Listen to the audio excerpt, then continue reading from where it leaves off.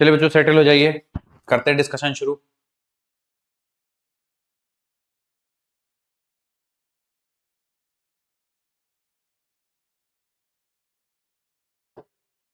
ठीक।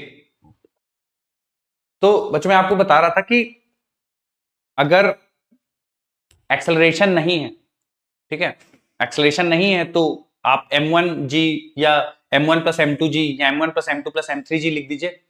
अगर एक्सेलरेशन है तो फिर g की जगह g इफेक्टिव लिख दीजिए। हाँ हाँ,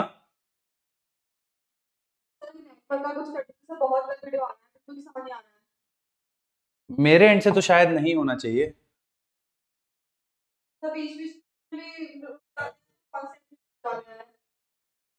मैंने डाला हुआ है बेटा ग्रुप पे, है ना, उन्होंने बोला है कि कुछ वो एक्शन लेंगे।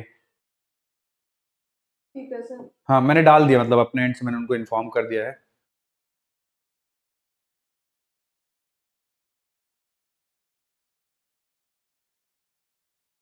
चलिए तो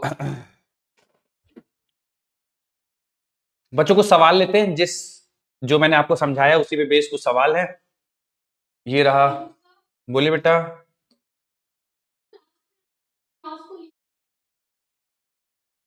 हाँ हाँ,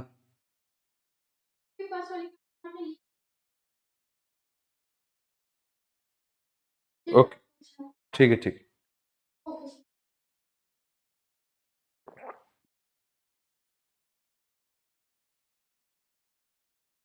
बच्चों ये सवाल सॉल्व करिए सारे, 1 मिनट का समय है, जिसका जल्दी हो जाए आराम से बैठिए।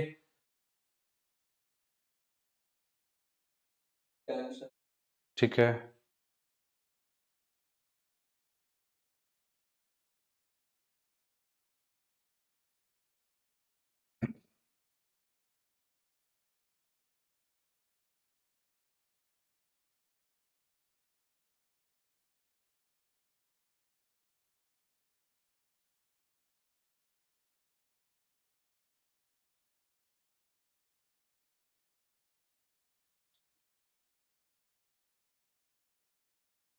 ओके बच्चों 30 सेकेंड, बाकी सारे बच्चे भी कर लीजिए।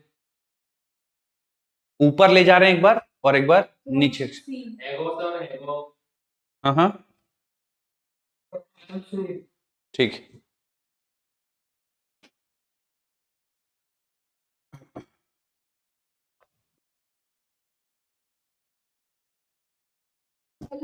बोलिए। ओके ओके, देखिए बेटा, हाँ बच्चों जब ब्लॉक को आप, हाँ ब्लॉक को ऊपर एक्सलेट कर रहे हैं, ध्यान सुनिए जरा कॉन्सेप्ट। जैसे मान लीजिए ब्लॉक है, ठीक है, आप इसको ऊपर की तरफ एक्सलेट कर रहे हैं कुछ ए एक्सेलरेशन से, तो जो टेंशन होगा, मान लीजिए टी इधर है और इसका मास कुछ m1 है, तो m1g नीचे की तरफ है, ठीक है। तो जब बच्चों ऊपर की तरफ एक्सलेशन होगा तो टी टेंशन की वैल्यू हो जाएगी m1 इंटू जी इफेक्टिव, जी इफेक्टिव जगह दे देंगे g प्लस ए, क्योंकि ऊपर जा रहा है। जब नीचे की तरफ एक्सेलरेट हो रहा होगा, ठीक है, मान लीजिए m1 मास है, नीचे की तरफ एक्सेलरेट हो रहा है, m1g नीचे की तरफ, टेंशन टी, और नीचे की तरफ एक्सेलरेशन, तो जो जो टेंशन होगा, इस केस में मान लीजिए T1 बोलता हूं, इस केस में T2 बोल देता हूं, वो तो m1 g माइनस ए होगा। रेशियो लेंगे बच्चों तो m1 से m1 कैंसिल, g प्लस ए और g माइनस ए, तो देखिए बेटा g प्लस ए, ए बेटा ये 4.9 है तो g बाई 2 है, ठीक है, और divided by g minus g by 2, तो ऊपर बन जाएगा बच्चों 3g by 2, g plus g by 2, नीचे बन जाएगा g माइनस g बाई 2, तो केवल g by 2, g by 2 g by 2 cancel हो जाएगा, 3:1 आंसर आएगा, थर्ड वाला ऑप्शन सही हो जाएगा। कितने बच्चों ने सही कर लिया था, हाथ उठा दो एक बार, थर्ड ऑप्शन। बहुत बढ़िया बेटे, बिल्कुल भी कुछ भी कॉम्प्लिकेटेड नहीं है बच्चे, जैसे लिखा हुआ है एग्जैक्टली सेम है। देखिए 1 kg suspended by a string, it is first lifted up with an acceleration this much and then lowered down with the same acceleration, जिस एक्सेलरेशन से ऊपर उसी एक्सेलरेशन से नीचे, ratio of tensions in the string in 2 cases. बिल्कुल confusing नहीं बच्चे, बिल्कुल स्ट्रेट फॉरवर्ड लैंग्वेज। क्लियर हुआ जो जिनको लैंग्वेज नहीं समझ में आ रही थी? ठीक, देखिए अगला सवाल।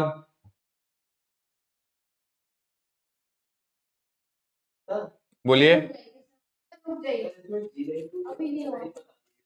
क्या बेटा, G/2 ये 4.9 है ना बेटा, ये G/2 के बराबर है। 9.8 डिवाइडेड बाई 2 करेंगे ना, ये 4.9 है, डिवाइडेड बाई 2 करेंगे, सॉरी 9.8 डिवाइड बाई 2 करेंगे तो 4.9 आएगा, है ना।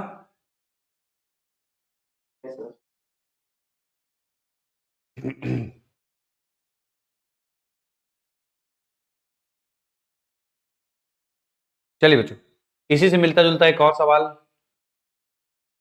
होपफुली गड़बड़ नहीं होगा इस बार।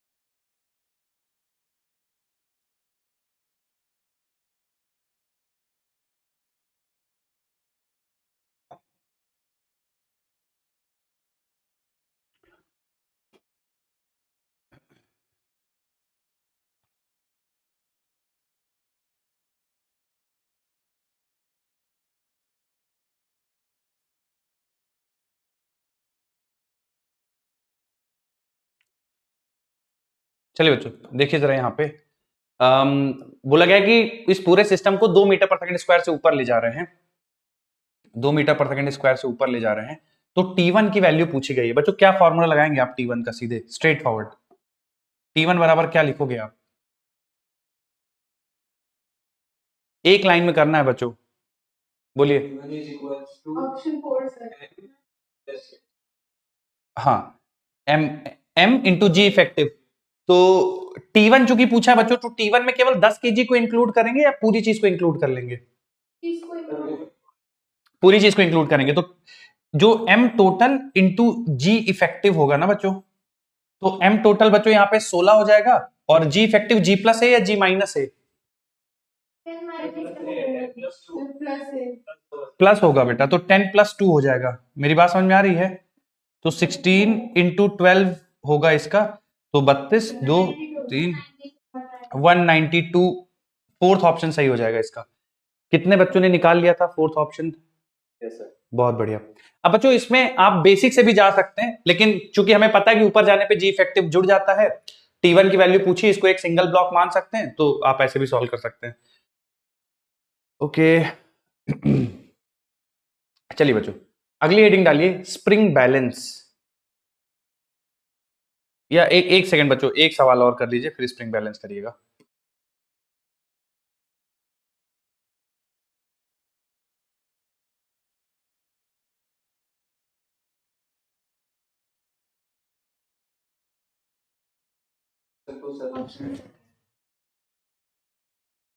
सेकंड,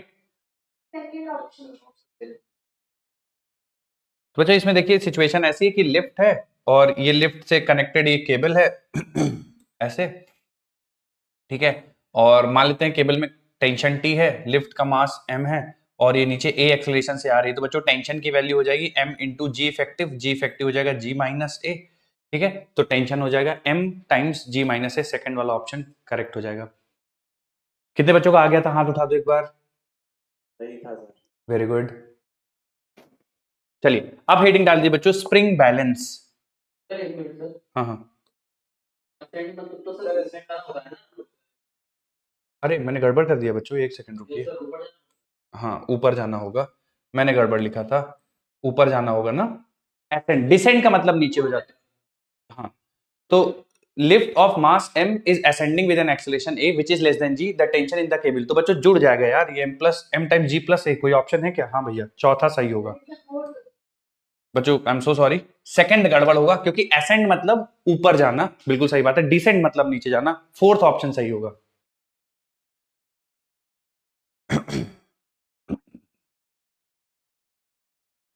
अब बच्चों हेडिंग डाल दीजिए स्प्रिंग बैलेंस।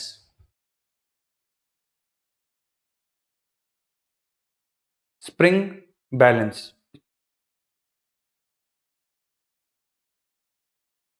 दो मिनट बच्चों थोड़ा सा सुनेंगे स्प्रिंग बैलेंस क्या है, स्प्रिंग बैलेंस का कॉन्सेप्ट क्या है, क्या चीज निकालना है स्प्रिंग। बोलिए बेटा। और हमारा एक्सीलरेशन ड्यू टू ग्रेविटी तो एक्सीलरेशन से बड़ा है और नीचे नहीं नहीं नहीं नहीं नहीं नहीं नहीं, नीचे तब जाता जब नीचे की तरफ फोर्स ज्यादा होता। एक्सेलेरेशन ए लेस देन जी मतलब ये समझ लो ये 2 मीटर पर सेकंड स्क्वायर से ऊपर जा रहे हैं। मेरी बात समझ में आई आपको? मतलब 10 से नीचे जा रहा है ये कहने का मतलब है, ठीक है। हाँ, एक्सेलेरेशन ड्यू टू ग्रेविटी की से कम वैल्यू से ऊपर एक्सेलरेट कर रहा है इसका मतलब ये नहीं है। देखो अगर असेंडिंग की जगह बच्चों मान लो ये डिसेंडिंग होता ना, थोड़ी देर के लिए समझते हैं, डिसेंडिंग होता तो फिर इस कंडीशन की इंपॉर्टेंस बहुत बढ़ जाती कि ए लेस देन जी, क्योंकि ए बराबर जी पे अगर वो जी के रेट से ही नीचे की तरफ डिसेंट होगा तो वो फ्री फॉल की कंडीशन हो जाती है, ठीक है।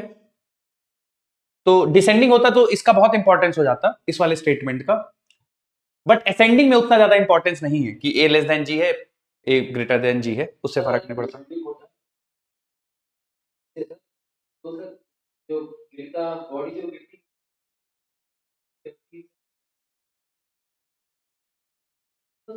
नहीं, अगर देखिए अगर ये नीचे की तरफ आ रही होती और ए लेस देन जी होता मतलब 8 मीटर पर सेकंड स्क्वायर से नीचे आ रही होती है ना, और टेंशन टी हमको निकालने के लिए बोल देते तो टी बराबर हम लिखते जो भी लिफ्ट का मास है एम टाइम्स जी माइनस ए, इतना टेंशन हो जाता, ठीक है।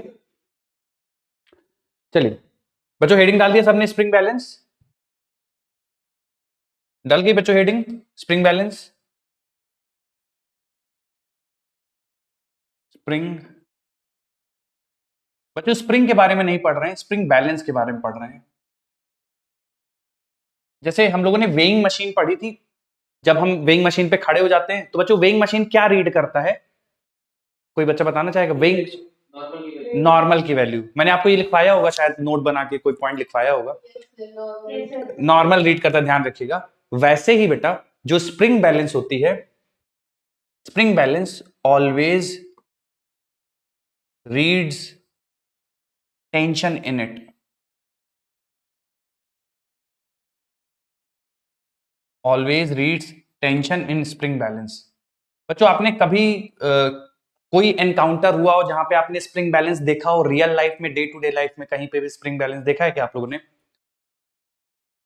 चलिए मैं हिंट देता हूं, अगर किसी बच्चे को कभी आप गैस जब जहां पे वैसे तो इलीगल होता है कि आप कहीं गैस एजेंसी के अलावा कहीं से और गैस फिल नहीं करा सकते, लेकिन कुछ शॉप्स होती हैं जहां पे वो टेस्टिंग के लिए कि गैस में कुछ कचरा है तो थोड़ा बहुत गैस वो अपने पास रखते हैं, तो उन छोटी शॉप्स में जाके देखो और कभी उनसे कुछ खरीदना तो नहीं चाहिए वैसे, तो अगर आप देखो तो वो वेइंग मशीन का वो स्प्रिंग बैलेंस को होल्ड करके उनका वेइंग करते हैं, ठीक है। अगर आप कभी एयरपोर्ट में जाओ, है ना, एयरपोर्ट में अगर जाओ आप तो जो एयरक्राफ्ट के अंदर है ना कुछ वेइंग का वो रहता है लिमिट कि आप इस इतने किलो से ऊपर नहीं ले जा सकते एयरक्राफ्ट के अंदर, तो वहां पे भी जो जो चेक करने वाले होते हैं ना, जो वहां पे अटेंडेंट्स रहते हैं, वो आपके बैग को वेइंग स्केल से वेट करके देखेंगे, अगर वो 7 किलो से ऊपर है तो फिर बोलेंगे भैया सामान निकालो आप, है ना, तो उनके पास भी स्प्रिंग बैलेंस रहता है। तो अगर आप नॉर्मल शॉप्स में देखो तो जो गैस वाली शॉप्स रहती है वहां स्प्रिंग बैलेंस मिल जाता है, या फिर वहां पे एयरपोर्ट में आपको मिल जाएगा स्प्रिंग बैलेंस। स्प्रिंग बैलेंस होता क्या है बेटा? तो स्प्रिंग बैलेंस ऐसा ट्यूब टाइप की स्ट्रक्चर होती है, ऐसे ट्यूब टाइप की स्ट्रक्चर होती है, और यहाँ पे ना रीडिंग्स लिखी रहती हैं, ठीक है, केजीज में। यहाँ पे भी हाँ बेटा, कबाड़ी वाले के पास, हाँ यार पेपर रद्दी, लेकिन नहीं कबाड़ी इतने स्टैंडर्ड हो गए क्या, वो लोग तो नॉर्मल तराजू लेके चलते हैं यार। खैर हाँ मिलता होगा, हाँ एडवांस हो गए, हाँ।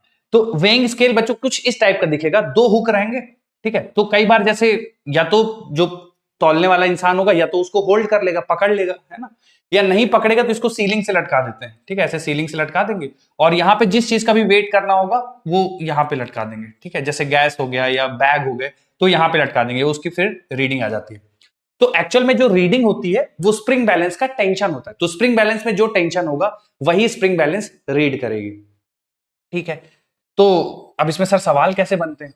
कुछ सवाल बच्चों में जैसे ले लेता हूं, जैसे मान लो एक सवाल कि एक लिफ्ट है, लिफ्ट के अंदर ऐसा स्प्रिंग बैलेंस है, ठीक है, इस स्प्रिंग बैलेंस में एक ब्लॉक लटका दिया जाता है इस स्प्रिंग बैलेंस से, इस ब्लॉक का मास मान लेते हैं बच्चों 3 किलोग्राम है, ठीक है, और ये लिफ्ट एक्सेलरेट कर रही है ऊपर की तरफ ए एक्सेलरेशन से, तो बताओ स्प्रिंग बैलेंस की जो रीडिंग होगी वो कितनी होगी, या स्प्रिंग बैलेंस इसका कितना मास रीड करेगी। ठीक है, मैं फिर से पढ़ देता हूं सवाल।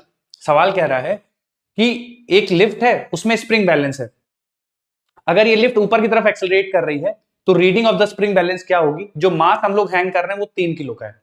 तो देखो इसको पहले बेसिक मेथड से सॉल्व करेंगे, फिर इसका एक ट्रिक बता दूंगा तो आप इजिली कर सकते हो। जैसे मान लो बच्चों की चूंकि ये स्प्रिंग बैलेंस में जो रीडिंग होगी वो इसकी टेंशन होगी, तो बच्चों 3 kg का आप एफबीडी ड्रॉ करो। ठीक है, तो 3 kg की एफबीडी ड्रॉ करेंगे तो ऊपर टेंशन जो स्प्रिंग बैलेंस लगा रही होगी वही टेंशन इसकी रीडिंग होगी, नीचे की तरफ 3G लग रहा होगा, क्योंकि लिफ्ट पूरा ए एक्सेलरेशन से एक्सेलरेट कर रही है, तो ये जो बैग है या बॉक्स है, ये जो ब्लॉक है, ये भी ए एक्सेलरेशन से एक्सेलरेट कर रहा होगा। तो बेटा आप यहां पे जो लिखोगे इक्वेशन फोर्स की, कैसे लिखोगे बच्चों, कौन जीत रहा है इन दोनों में से, टी या 3G? टी जीत रहा है। कैसे पता चला बच्चों टी जीत रहा है, कैसे पता चला हम लोग को?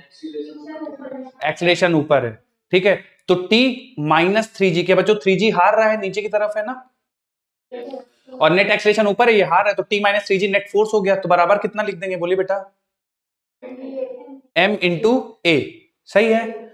अब अगर मैं इस सवाल के लिए बच्चों ए की वैल्यू में मान लीजिए 3 मीटर पर सेकंड स्क्वायर ले लेता हूं, तो टेंशन बराबर आ जाएगा 3G प्लस 3 इंटू ए की वैल्यू 3 मान लिया मैंने, तो 3G 30 हो गया, और 3 इंटू 3 9, तो बच्चों टेंशन की वैल्यू हो जाएगी 39 न्यूटन।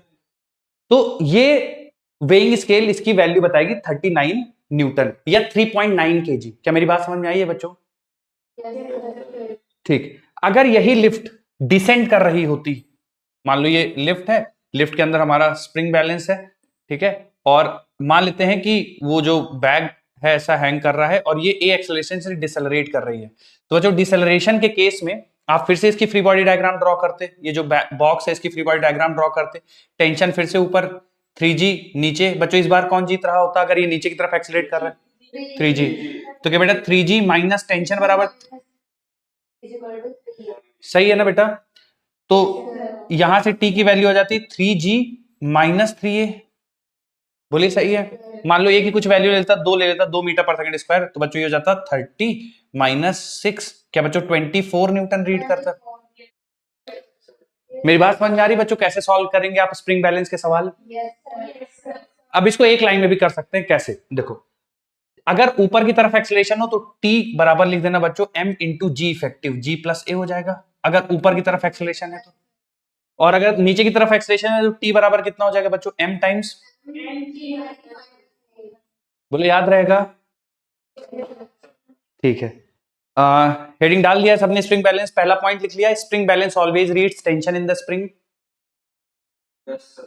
दो केस बनाइए, lift going up, lift going down, आपको पूरा कैलकुलेशन करने की जरूरत नहीं है, टेंशन बराबर एम जी इफेक्टिव, और दूसरा केस में जब नीचे जा रही हो तो टेंशन बराबर एम जी इफेक्टिव, जी इफेक्टिव ऊपर जाते वक्त जी प्लस है, नीचे आते वक्त जी माइनस है, डायरेक्ट आप वो शॉर्ट वाला मेथड लिख लीजिए, कर लीजिए। हाँ बोलिए बेटा, आप बताओ फिर, क्या बेटा?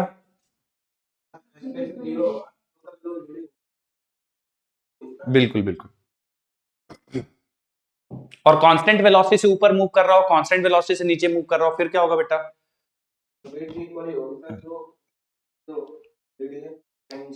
हाँ एम जी होगा, वेट के बराबर होगा।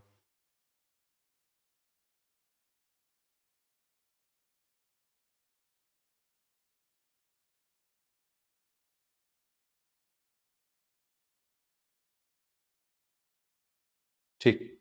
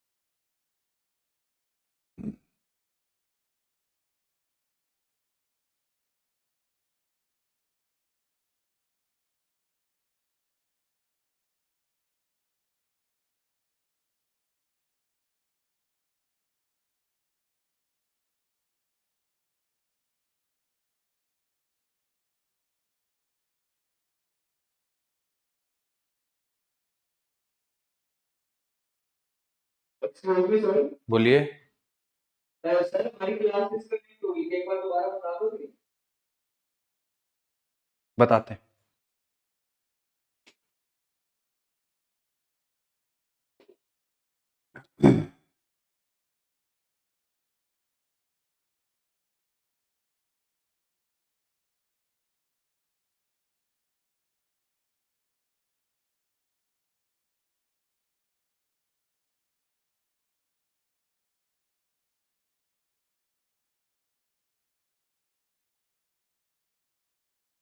बच्चों लिख लिया सबने?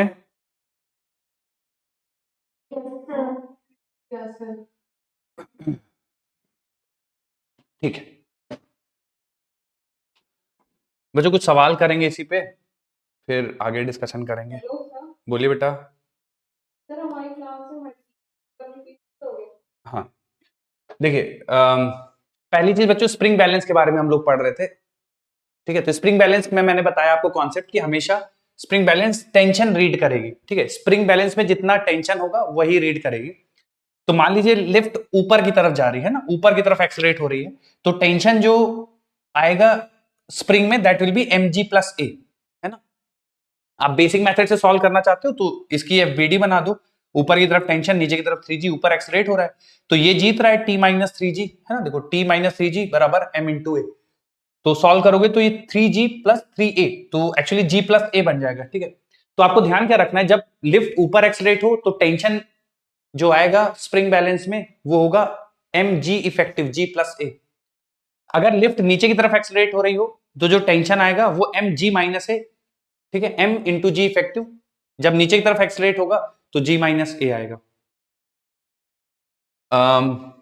एक सवाल करते बच्चों, थोड़ा सा और आपको आइडिया लगेगा अच्छे से। देखिए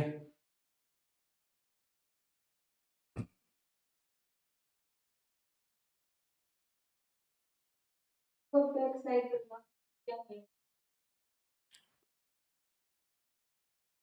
एक सेकंड बच्चे, आप सवाल कर लीजिए फिर करता हूँ। एक बार पिछली स्लाइड। हाँ करते हैं भैया, ये कर लीजिए सवाल फिर।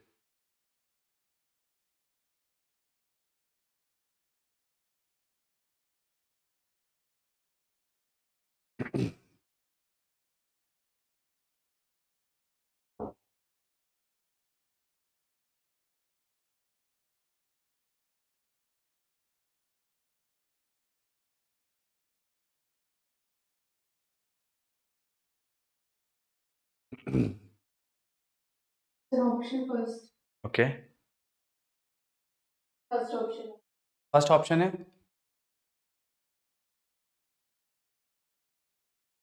फर्स्ट ऑप्शन है।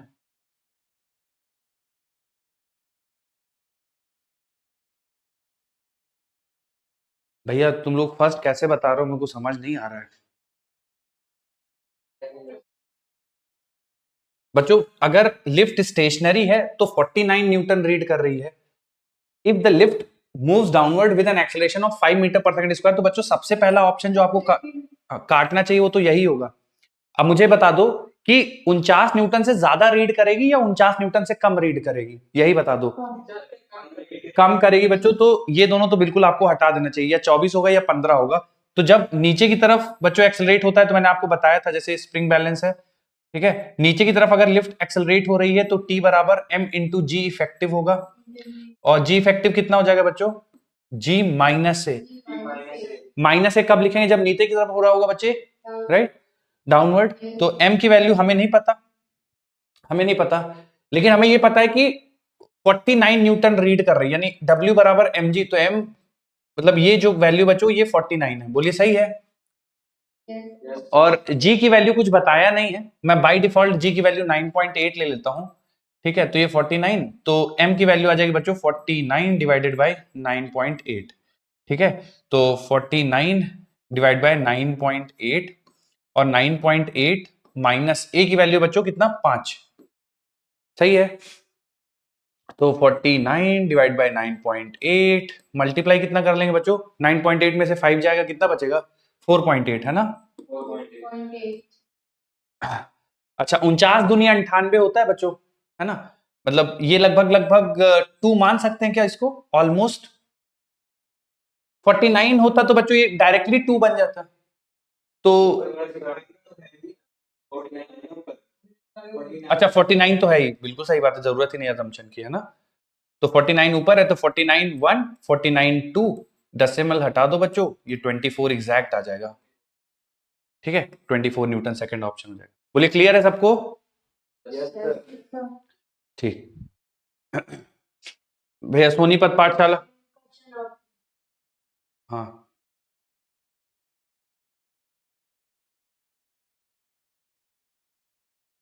पूरा सवाल आपको बच्चे नोट करने की जरूरत नहीं है ना, वर्ड टू वर्ड, बस आप सिचुएशन ड्रॉ कर लीजिए, नीचे की तरफ एक्सेलरेट कर रहा है और रीडिंग ऑफ स्प्रिंग बैलेंस।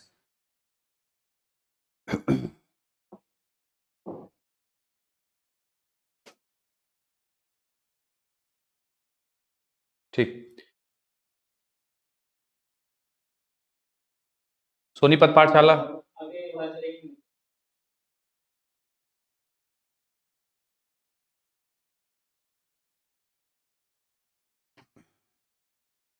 बच्चों जो लोग लिख चुके हैं वो अगली हेडिंग डाल दीजिए,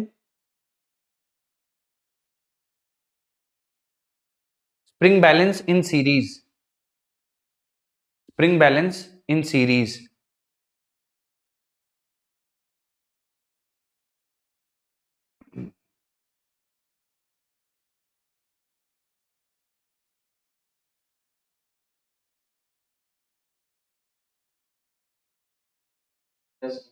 ठीक,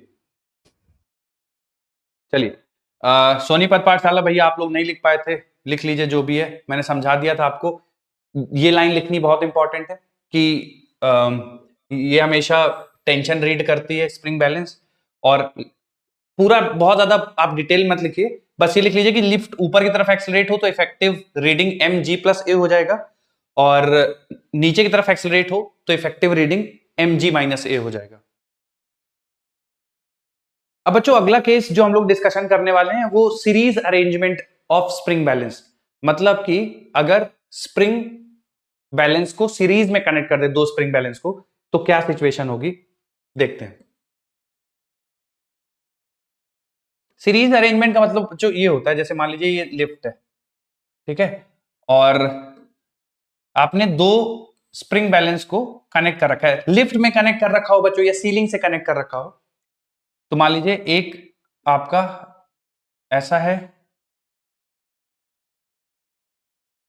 ठीक है, स्प्रिंग बैलेंस, और उसी के नीचे आपने अगला जो उसका हुक है, उसके हुक से अगला आपने ऐसा एक और स्प्रिंग बैलेंस अटैच कर रखा है, ठीक है, और इन दोनों से बच्चों आपने लास्ट में एक ब्लॉक ऐसा अटैच कर रखा है, ठीक है। ध्यान से सुनिएगा बच्चों, बहुत ध्यान से, आपने ऐसा एक ब्लॉक अटैच कर रखा है, मान लीजिए बच्चों ब्लॉक का जो मास है वो कुछ मैं m लिख देता हूं, तो ध्यान से सुनिए बच्चों, जो इस स्प्रिंग बैलेंस की टेंशन होगी वही इस स्प्रिंग बैलेंस की टेंशन होगी, दोनों की टेंशन सेम होगी, ठीक है, दोनों की टेंशन सेम होगी, जो इस स्प्रिंग बैलेंस का टेंशन होगा वही इस स्प्रिंग बैलेंस का टेंशन होगा, जो इस स्प्रिंग बैलेंस की रीडिंग होगी वही इस स्प्रिंग बैलेंस की रीडिंग होगी। नोट करके बच्चों पॉइंट लिखिए, हेडिंग डाल दिया spring balance in series arrangement, लिखिए when two spring balances are connected in series, when two spring balances are connected in series,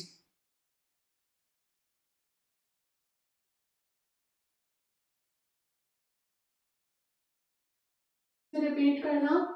when two spring balances are connected in series,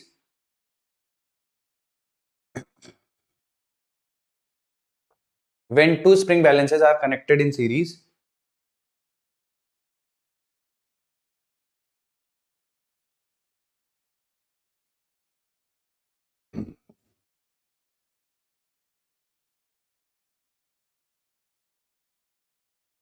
reading of reading of reading of reading of both spring balances would be same. Reading of both spring balances would be same.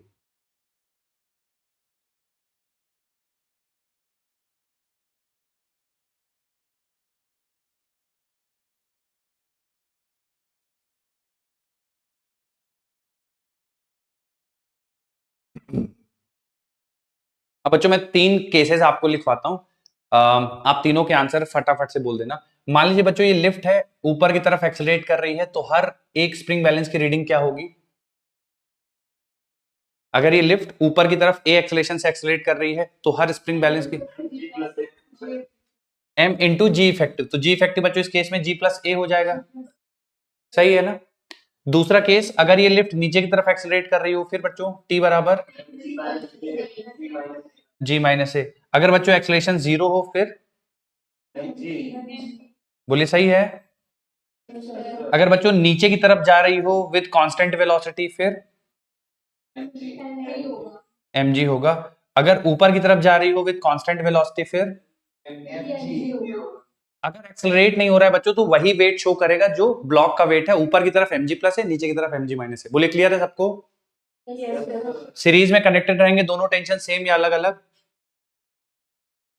Same. दोनों अगर series में connected हैं तो same reading आएगी। सवाल ले लूं बच्चों इस पे एक?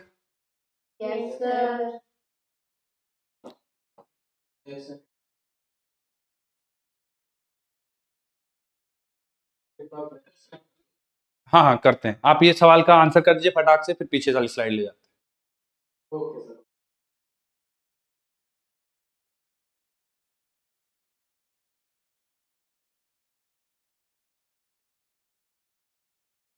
Five. ऑप्शन 5 हैं। कितना होगा बेटा? 20 दोनों का रीडिंग 20 केजी होगा बेटा, इसका भी 20 केजी होगा और इसका भी 20 केजी होगा। मेरी बात समझ में आ रही है आप सभी को? Yes, sir. पांचवा ऑप्शन इसका सही होगा। दोनों सेम रीड करेंगे और जो भी ब्लॉक का मास होगा वही रीड करेंगी। ऐसा क्यों बच्चों? ब्लॉक के मास के बराबर ही क्यों रीड कर रहे हैं? वेरी गुड, एक्सेलरेशन 0 है।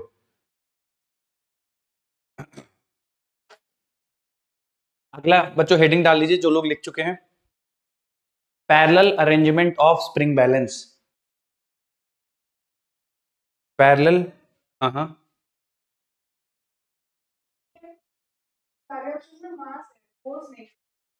हाँ, तो ठीक है ना, 20 किलो रीड कर रहा है। अगर ज्यादा फोर्स देते तो 200 न्यूटन 200 न्यूटन बोलते। देखिए डिपेंड करता है ऑप्शन क्या पूछा है बच्चों, है ना? अगर आपके ऑप्शन न्यूटन में होते तो हम 200 न्यूटन 200 न्यूटन सेलेक्ट करते। अगर केजी में ऑप्शन गिवन है तो केजी में सेलेक्ट करते, कोई और रास्ता नहीं है ना हमारे पास।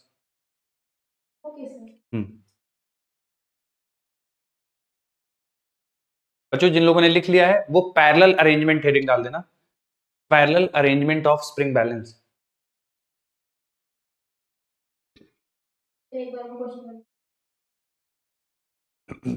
ये लिख लिया सबने ये वाला? ठीक है।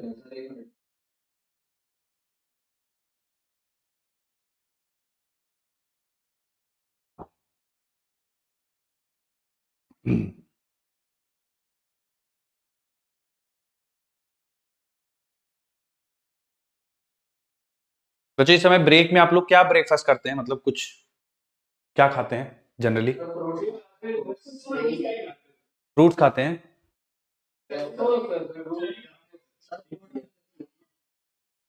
ठीक है, अच्छा है।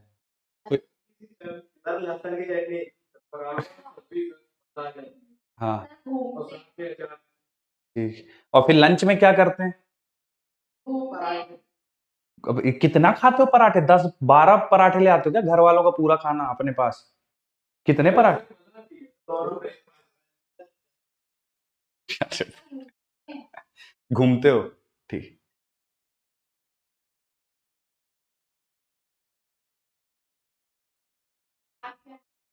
मैं मेरे दोस्त लागा करके। ठीक। बच्चों मैं थोड़ा सा, कुछ मेरे दोस्त हैं उन लोगों से देखता हूँ, जैसे जो इंडियंस हैं हम ही लोगों का लंच बहुत हैवी रहता है। बाकी अगर आप विश्व में दूसरी जगह देखिए, जब मैं इंडियन बोल रहा हूँ तो अपना इंडियन सब कॉन्टिनेंट, जिसमें मतलब हमारे पड़ोसी मुल्क भी सब आ जाएंगे, पाकिस्तान, इंडिया, बांग्लादेश, श्रीलंका, इनका हम ही लोगों का लंच बहुत हैवी होता है। बाकी अब जैसे चाइना, जापान और वेस्ट में जाएंगे तो लोग बहुत बहुत कम खाते हैं, मतलब वो लोग कुछ वो लोग, तो पता नहीं क्या ही खाते हैं। हाँ मतलब उनका वो भी अलग होता है मेन कोर्स, लेकिन वो बहुत सिंपल रखते हैं खाना, मतलब 2 ब्रेड ले लेंगे, बीच में थोड़ा बहुत प्रोटीन और खा लेते हैं। सर प्लीज बताना बस। बिल्कुल सर। बोलिए बेटा। सर हमारी क्लास अभी जो स्टार्टिंग में आपने जो एक क्वेश्चन बताया था बट वही हुआ था, बस स्लाइड बता दो कितनी हुई है। सर चाइना वाले तो 5 स्लाइड हो गई, 5 स्लाइड। Okay sir. तो हम ही लोग बहुत हैवी करते हैं लंच। अच्छा, हम लोग के लंच के बाद हमें ये भी रहता है कि आधा घंटा कहीं सोने को मिल जाए, बढ़िया। बट उन लोग को मैं देखा हूँ, वो लोग मतलब थ्रू आउट द डे मेहनत करते हैं, उनके लिए ऐसा नहीं है कि थोड़ा सा ब्रेक मिल जाए आधा घंटा सोने के लिए उनका। क्वेश्चन वाइज तो लोग बात नहीं करने देते, ये स्लाइड लगा दी, वो slide- तुम कौन सी स्लाइड लगा दें? ये तो कल लिख लियो ना तुम लोग। और 10 क्वेश्चन है यहाँ पे बच्चे का।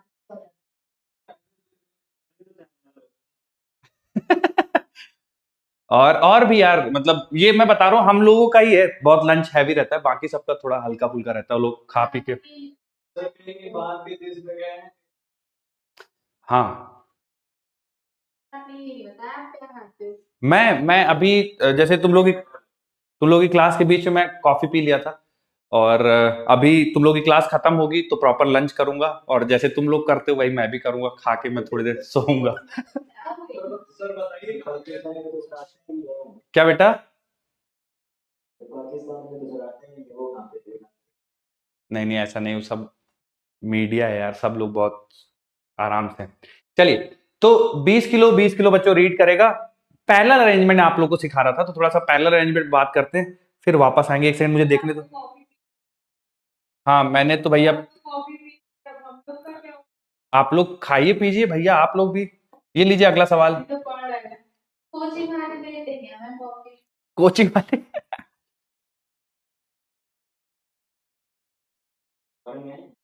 गए हैं बेटा। सर आप कह रहे थे हमें भी। हाँ गए हैं बेटा, गए। तो मैं, सबसे पहली मेरी जो जॉब थी वो दुबई में थी, दुबई में था मैं 1.5-2 साल लगभग। फिर वेस्ट में वेस्ट में कनाडा रहा हूँ, और यूएस। Done done. अभी सब छोड़ के तो आप सर इंडिया में कभी इंडिया में मैं था, इंडिया में तो पूरे जीवन ही इंडिया में गया है यार, 2 साल 3 साल 3-4 साल बाहर रहा हूँ, बाकी तो इंडिया में ही था। चलो, किस कंट्री रशिया उतरिए ऑप्शन। रशिया, वो पता है तुम्हें, इंडियन टूरिस्ट को पकड़ के वो सीधे वर्दी पहना के कह रहे जाओ फायर करो सीधे, कोई ट्रेनिंग नहीं। किस किस कंट्री का लैंग्वेज आता है? किस किस कंट्री का लैंग्वेज आता है? यार 2 ही लैंग्वेज आती है, हिंदी और इंग्लिश, बस और कुछ नहीं आता। देख, चाइनीज। चाइनीज नहीं आती। ऑप्शन है सर। चल, देखिए बच्चों, सवाल सॉल्व करते हैं, आ जाओ। Object of mass 5 kg is attached to the hook of a spring balance and the balance is suspended vertically from the roof of a lift. The reading of the spring balance when the lift is going up with an acceleration of 0.25 meter per second square. तुम लोग बता दो बच्चों, क्या formula use कर दूं जल्दी से? M into G plus m into G plus A. ठीक है, तो बच्चों यहाँ पे m की वैल्यू हमारे पास कितनी है? 5 kilo.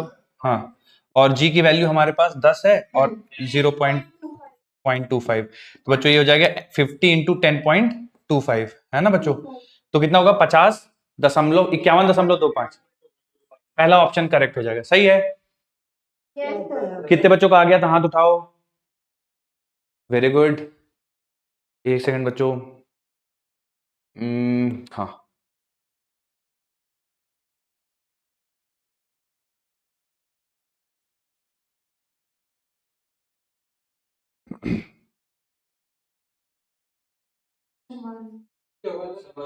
First option option A होगा, पहला ऑप्शन होगा बच्चों, क्योंकि पहले लिफ्ट रेस्ट पे और फिर असेंड करना शुरू करती है, मतलब ऊपर एक्सेलरेट होगा, ऊपर एक्सेलरेट होगा, तो जो टेंशन की वैल्यू होगी वो m into ji effective ji plus A हो जाएगा, तो जो पहले mg शो कर रहा था उससे बढ़ जाएगी वैल्यू। सही है ना बच्चों?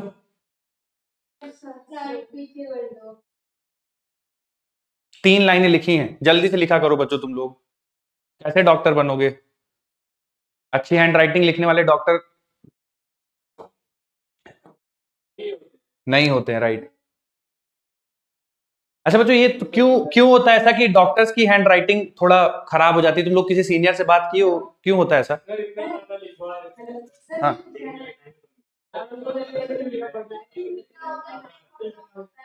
मुझे तो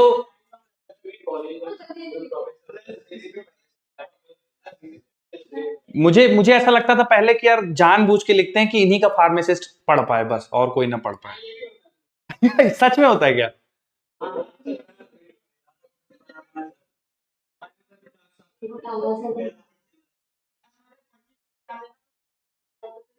हाँ,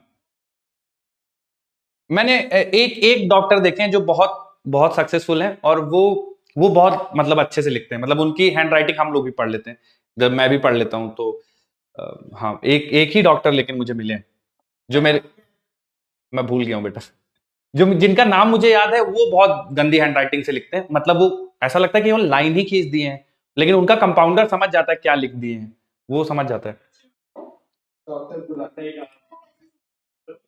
क्या पता। हो सकता है भाई। अगली, अच्छा बच्चों, मैंने आपको हेडिंग क्या बोला, अगला वाला स्प्रिंग बैलेंस का, parallel arrangement of spring balance. ये देखो, अभी तक तुम लोग लिखे नहीं हो, इतनी बातें चल रही। इसके आगे वाला, ये वाला,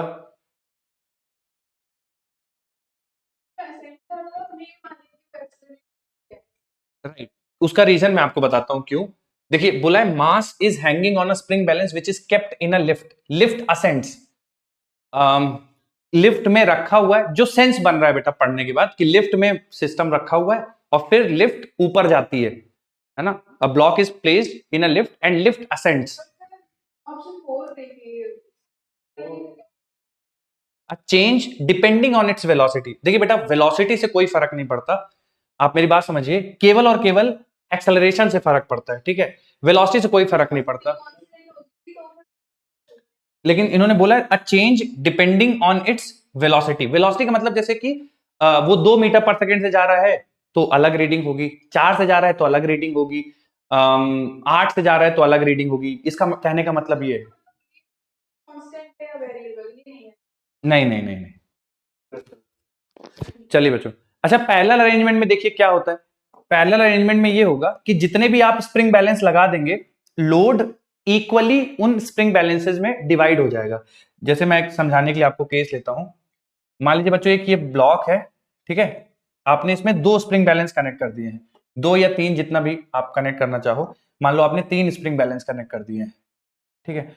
और जो इसका वेट था बच्चों, मान लेते हैं कि 6 केजी इसका वेट था, और इसको 3 स्प्रिंग बैलेंस से ऐसा कनेक्ट कर दिया गया है, और वो 3 स्प्रिंग बैलेंस ऊपर जाके सीलिंग पे कनेक्टेड है। तो बच्चों, हर एक स्प्रिंग बैलेंस की रीडिंग कितनी होगी? 2 केजीज, या मास अगर आप वेट के टर्म्स में बताना चाहो तो 20 न्यूटन हर एक की रीडिंग होगी, और केजी के टर्म्स में बताना चाहो तो 2 केजी हर एक की रीडिंग होगी। बोले सही है? लिख लीजिए बच्चों इसमें, in parallel arrangement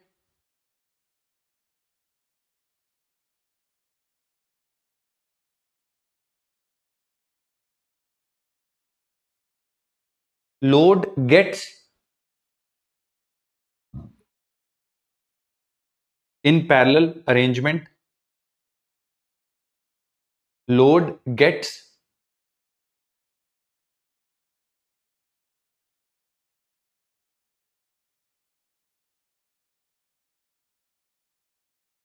uniformly distributed,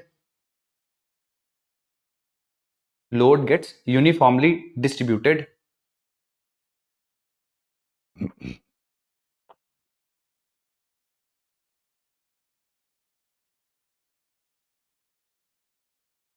For example,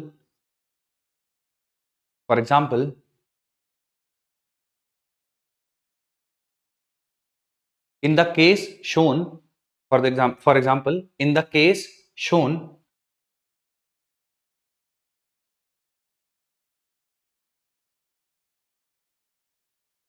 each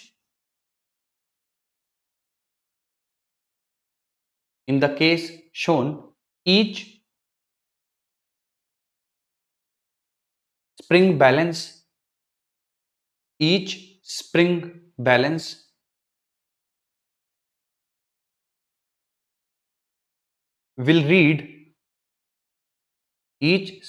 balance will read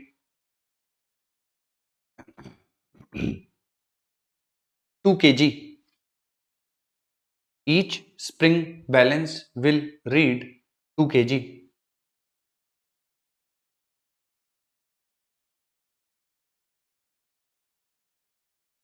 बोलिए बेटा.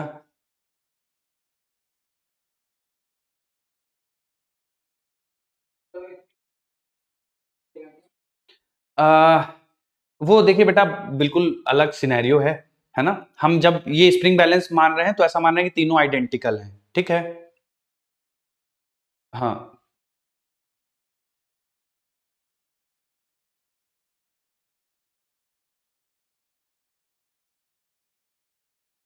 बच्चों लिख लिया सबने स्प्रिंग बैलेंस का पैरेलल अरेंजमेंट. नेक्स्ट हेडिंग डालिए बच्चों, पुली ब्लॉक सिस्टम. नेक्स्ट हेडिंग, पुली ब्लॉक सिस्टम.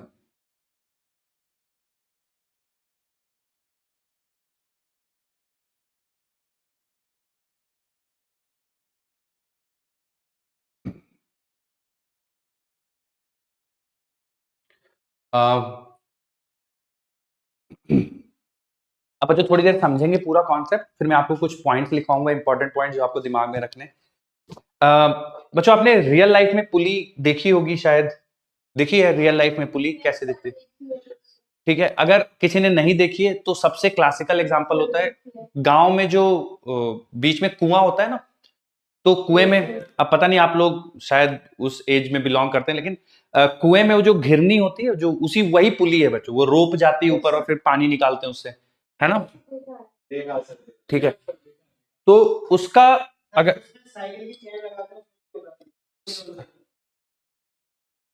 हाँ, बट जो हम पुली सवालों में करेंगे वो साइकिल की चेन वाली पुली से बिल्कुल अलग है. ठीक है. जैसे मैं थोड़ा सा आपको समझाता हूं बच्चों. पुली एक तो ऐसा सर्कुलर, ठीक है, ऐसे सर्कुलर पुली, और अगर आप मतलब साइड से देखोगे तो ऐसा दिखेगा, और अगर आप फ्रंट से देखोगे पुली को तो फ्रंट से बच्चों पुली कुछ ऐसी दिखेगी आपको. फ्रंट से कुछ ऐसी दिखेगी.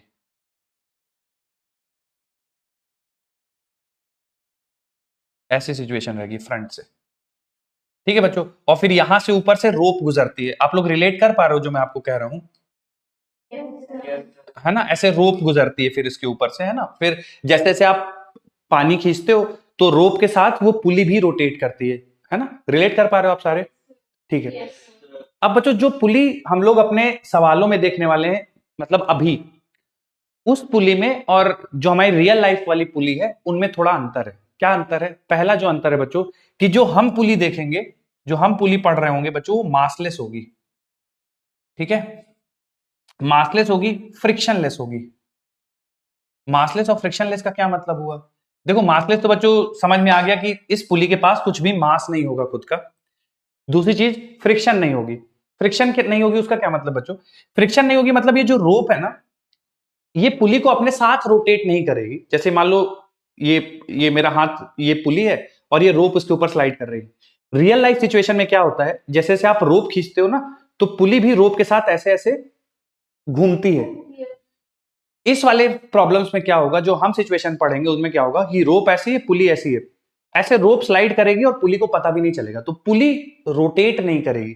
मेरी बात समझ में आ रही बच्चों? तो जो हम पढ़ेंगे आइडियल सिनेरियो, उस सिनेरियो में रोप और पुली के बीच में कोई फ्रिक्शन नहीं होगा, तो रोप ऐसे बस जेन्युइनली ऐसे स्लाइड करते हुए नीचे चली जाएगी. मेरी बात समझ में आई बच्चों आप सभी को? तो जो हम प्रॉब्लम्स करेंगे उनमें पुली रोटेट करेगी या रोटेट नहीं करेगी? रोटेट नहीं करेगी। और रियल लाइफ में बच्चों रोटेट करती है या नहीं करती? करती है। रियल लाइफ में रोप और पुली के बीच में फ्रिक्शन होता है या नहीं होता? होता है। और वही फ्रिक्शन कारण होता है पुली के रोटेशन का। ठीक है, जो हम यहां करेंगे बच्चों, वहां पुली मासलेस होगी, फ्रिक्शनलेस होगी। रोप और पुली के बीच में इसका मतलब कोई फ्रिक्शन नहीं रहेगा। जैसे जैसे रोप पुली के ऊपर से गुजरेगी, ऐसे मान लो बच्चों ये रोप है, ठीक है, ऐसे ये रोप है, और ये जैसे जैसे रोप पुली के ऊपर से गुजरेगी, पुली एज इट इज रहेगी, बिल्कुल भी उसका रोटेशन नहीं होगा रोप के ऊपर गुजरने से। मेरी बात समझ में आई बच्चों? जो रोप का टेंशन इधर होगा वही रोप का टेंशन इधर होगा। ठीक है, अगर फ्रिक्शन होता और ये पुली रोटेट कर रही होती तो बच्चों इन दोनों साइड के टेंशंस अलग अलग हो जाते। ठीक है, ये वाला केस मैं आप लोगों को सिखाऊंगा जब फ्रिक्शन वाली पुली पढ़ रहे होंगे, रोटेशन है ना, जब वहां पे पुली का रोटेशन भी कंसीडर करेंगे। मेरी बात समझ में आ रही है आप सभी को? कुछ पॉइंट्स लिखाता हूं बच्चों, लिखिए। सबसे पहला point, for all problems here, for all problems here, for all problems here, for all problems here, we will consider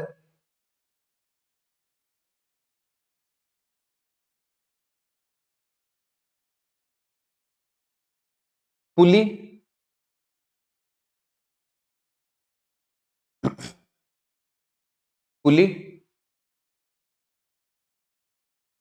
to be ideal, pulley to be ideal,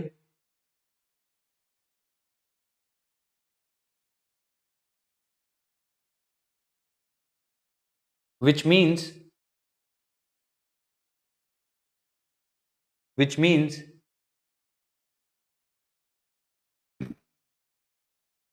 it is frictionless,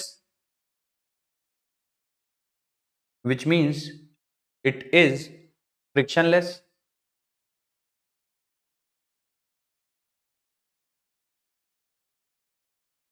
and massless, frictionless and massless।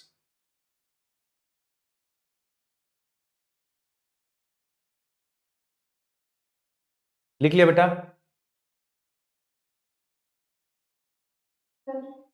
हाँ हाँ हाँ, अगला point लिखिए,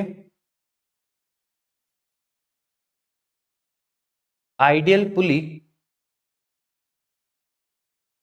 ideal पुली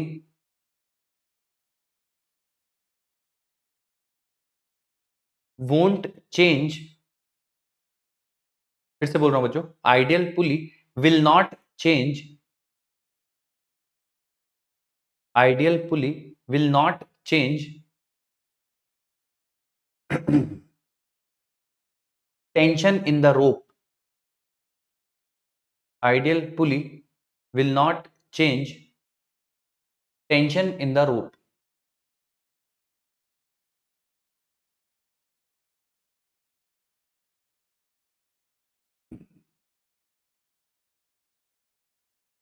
चलिए बच्चों,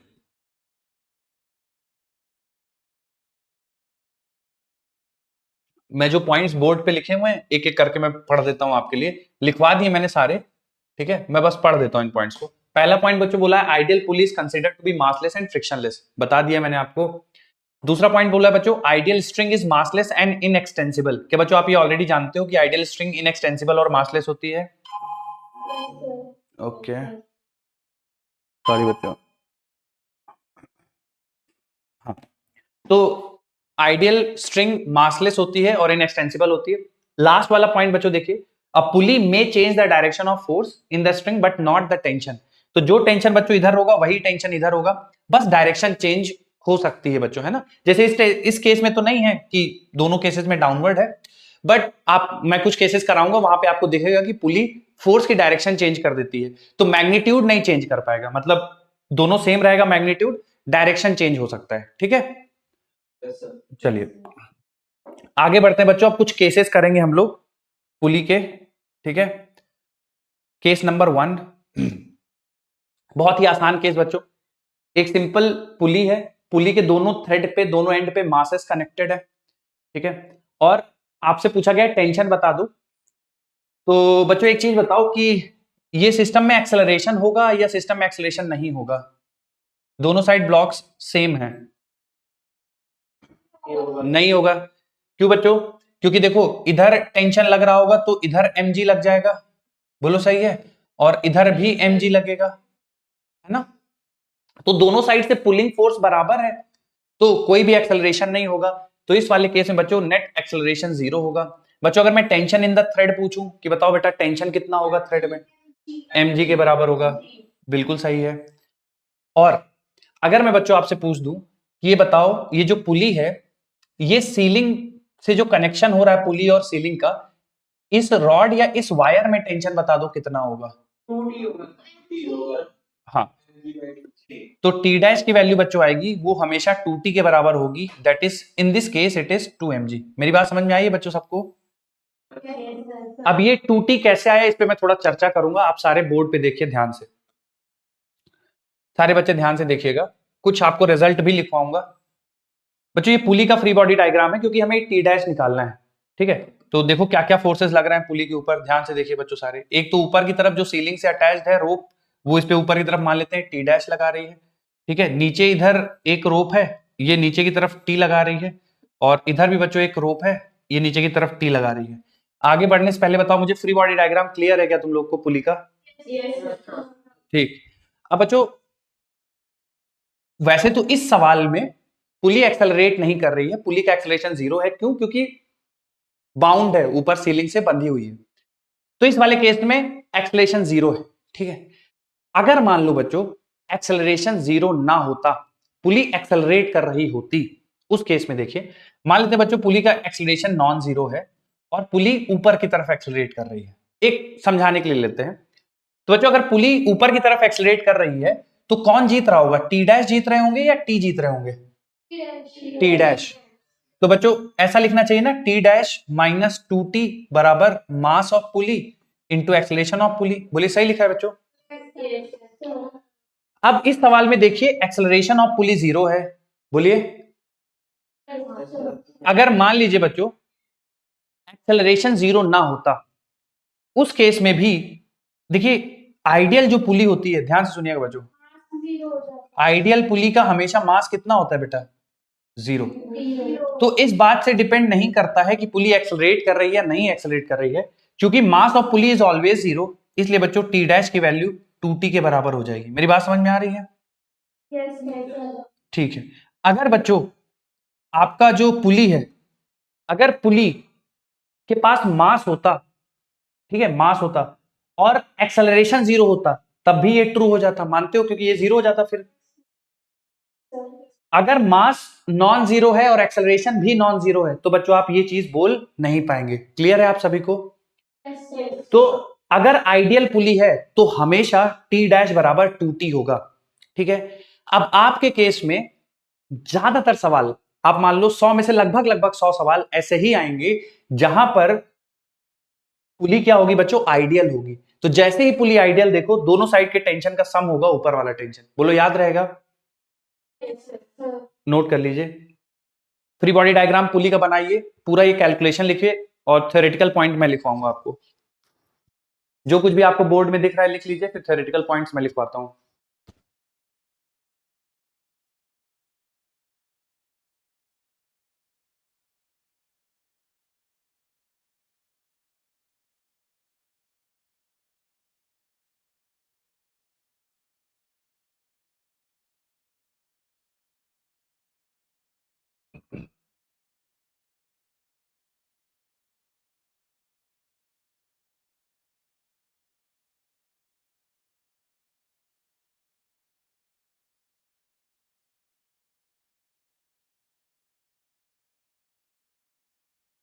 लिख लिया बच्चों? ठीक है, ध्यान से।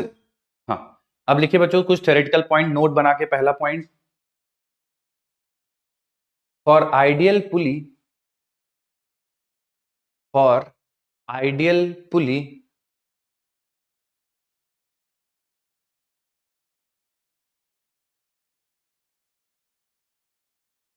T dash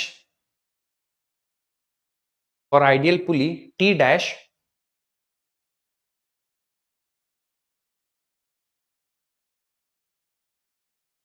for ideal pulley T dash will always be equal to T dash will always be equal to 2T. T dash will always be equal to 2T.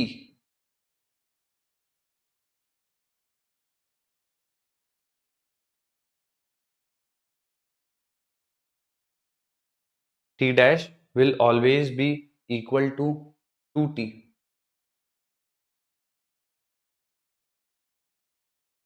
Case number 1 लिख लिया बच्चों सबने ना?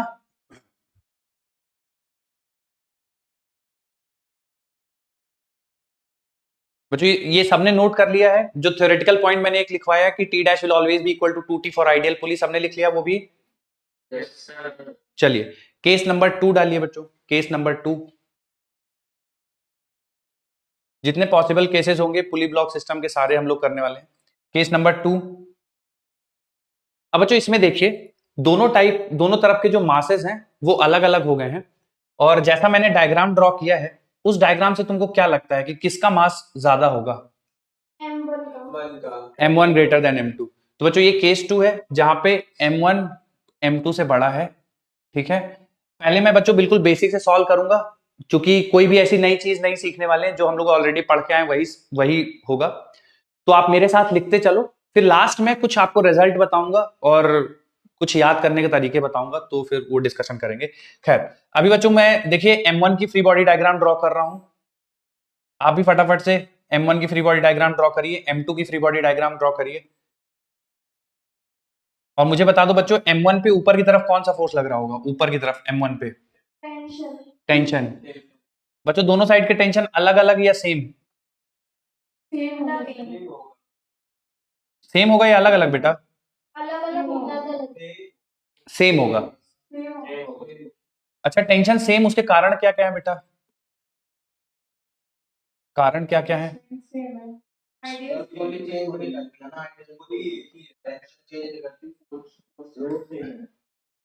चलिए बच्चों 2-3 कारण है, मैं एक एक करके बताता हूं आपको। पहला कारण है बच्चों की आइडियल स्ट्रिंग है।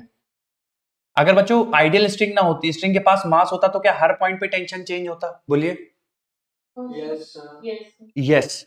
अगर स्ट्रिंग आइडियल ना होती, स्ट्रिंग के पास मास होता, तो इस पॉइंट का अलग टेंशन, इस पॉइंट का अलग टेंशन, इस पॉइंट का अलग टेंशन, हर पॉइंट पे अलग अलग टेंशन। क्योंकि आइडियल स्ट्रिंग है इसलिए हर पॉइंट पे टेंशन सेम होगा। उसके बाद बच्चों जो दूसरा कारण है वो ये है कि आइडियल पुली है। आइडियल पुली है। अगर बच्चों पुली के पास फ्रिक्शन होता तो दोनों साइड के टेंशन क्या हो जाते? अलग अलग हो जाते। मेरी बात समझ में आ रही बच्चों? और तीसरा कारण है कि स्ट्रिंग सेम है। सेम स्ट्रिंग है और मासलेस स्ट्रिंग है, इसलिए टेंशन सेम है। अगर स्ट्रिंग अलग हो जाती तो भी टेंशन अलग हो जाता। तो बच्चों 3 कारण है जिसकी वजह से सेम टेंशन है, याद रहेंगे? चलिए तो T M1G 2 हो गए, और नीचे की तरफ एक्सेलरेशन होगा। अब बच्चों इसके लिए थोड़ा इक्वेशन लिखने में मदद कर दो कि कैसे लिख दूं इक्वेशन। पहले वाले M1G माइनस T बराबर M1A, बोलो सही है बच्चों?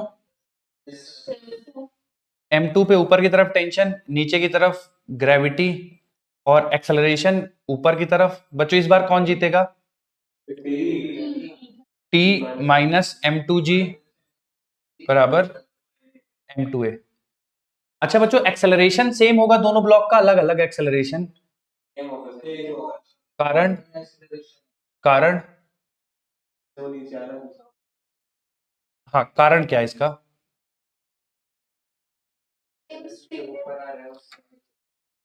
कारण है बच्चों इसका कि जो ये स्ट्रिंग कनेक्टेड है वो आइडियल स्ट्रिंग है, मतलब इनएक्सटेंसिबल स्ट्रिंग है। इनएक्सटेंसिबल बच्चों मतलब उसकी स्ट्रिंग की जो लेंथ है वो चेंज नहीं होगी। तो जैसे कुछ बच्चे कह रहे थे कि सर जिससे ऊपर जाएगा उसी से नीचे आएगा, बात सही है, क्योंकि लेंथ कांस्टेंट है ना, तो जितना ऊपर जाएगा उतना ही तो नीचे आएगा। लेकिन अगर इनएक्सटेंसिबल स्ट्रिंग ना होती, एक्सटेंसिबल स्ट्रिंग होती तो फिर बच्चों ये एक्सप्रेशन सेम नहीं होते। खैर, तो हमारे लिए तो सेम ही रहेंगे बच्चों। इनको सॉल्व करोगे, जैसे ये जो दो इक्वेशंस है, मैं एक लिख देता हूं पहले वाली के नीचे ये इक्वेशन। बच्चों सबके कलम चलते रहे भैया, लिखते रहिए, कोई भी नई चीज नहीं है। सॉल्व करेंगे बच्चों, टी से टी कैंसिल हो जाएगा, जोड़ दोगे तो जी कॉमन ले लो, ब्रैकेट में बन जाएगा m1 माइनस m2 और a बन जाएगा m1 प्लस m2। तो बच्चों जो एक्सेलरेशन की वैल्यू आप सभी की भी आनी चाहिए वो आनी चाहिए m1g minus m2g divide by m1 plus m2।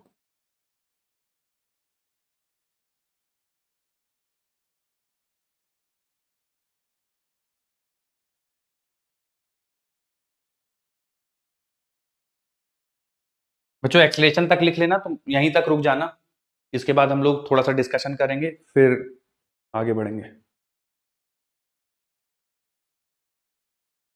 तो ये नेट फोर्स बिल्कुल बिल्कुल, यही बताने वाला था आपको।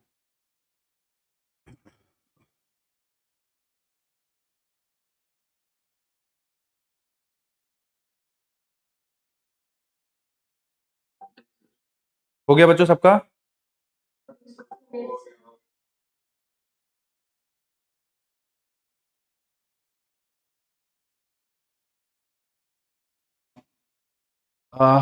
देखिए अब बच्चों ध्यान से थोड़ा सा देखिए, 2 मिनट बिल्कुल सब कुछ लिखना लिखना बंद कर दीजिए, बहुत इंपॉर्टेंट पॉइंट है। ऊपर वाला आप देखिए स्टेटमेंट, तो एक्सेलरेशन बराबर m1g माइनस m2g। तो बच्चों आप हमेशा ध्यान रखिएगा, जब भी आपको पुली ब्लॉक सिस्टम दिखे तो आपको हमेशा लिखना है net pulling force. Net pulling force क्या मतलब है इसका, मैं समझाता हूं। Net pulling force divide by total मास। ठीक है, क्या मतलब है जरा ध्यान से देखिए। Net pulling force divide by total mass. What is net pulling force? बच्चों m1g नीचे की तरफ, m2g भी नीचे की तरफ, दोनों नीचे की तरफ लग रहा है। m1g भी नीचे की तरफ लग रहा है और m2g भी नीचे लग रहा है। ठीक है, मुझे बच्चों एक चीज बता दो, ये मोशन इस तरह से हो रहा है, m1g नीचे जा रहा है, m2g ऊपर जा रहा है। तो इस मोशन को, m1g के नीचे आने को और m2 के ऊपर जाने को, इस मोशन को इन दोनों फोर्स में से कौन सा सपोर्ट कर रहा है? कौन चाहता है कि इस टाइप का मोशन हो? m1g चाहता है कि इस टाइप का मोशन हो, राइट? m2g सपोर्ट कर रहा है या अपोज कर रहा है उस टाइप के मोशन को? अपोज कर रहा है। तो बच्चों नेट पुलिंग का फोर्स का मतलब होता है जो चाहता हो मोशन हो माइनस जो उसको रेजिस्ट कर रहा हो। ठीक है, m1g चाहता है, m2g अपोज कर रहा है, तो नेट पुलिंग फोर्स हो जाएगा m1g माइनस m2g। बोले ठीक है, डिवाइडेड बाई, ये तो नेट पुलिंग फोर्स हो गया m1g minus m2 divide by total mass. Total mass में बच्चों m1 प्लस m2। ठीक है, जितने ब्लॉक्स मूव कर रहे होंगे वो टोटल मास का हिस्सा होंगे। ठीक है, लिखिए A बराबर net pulling force divide by total मास।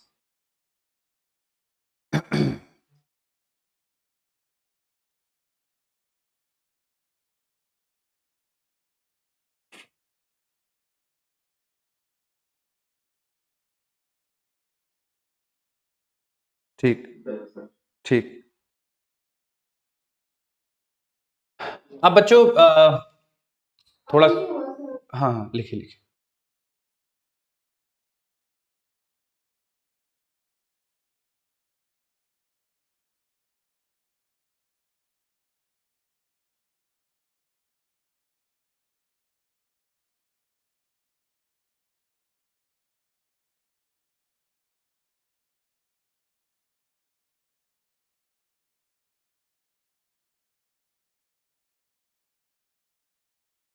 ठीक, अब बच्चों अगर आप यहां से टेंशन की वैल्यू निकालना चाहें, इस वाले टेंशन या कोई भी इक्वेशन आप यूज कर सकते हो।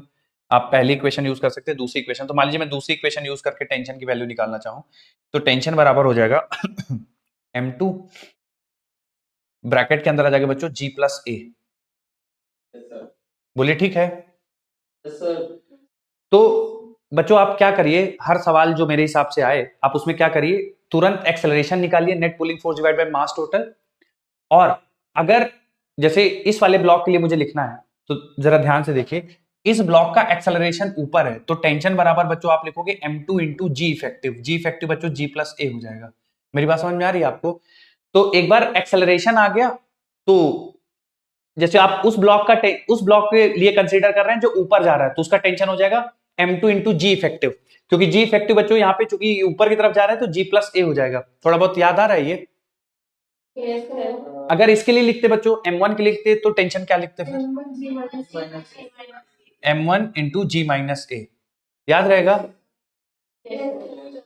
अच्छा बच्चों यहाँ पे टेंशन कितना हो जाएगा ऊपर? t डैश 2t, याद रहेगा? ठीक।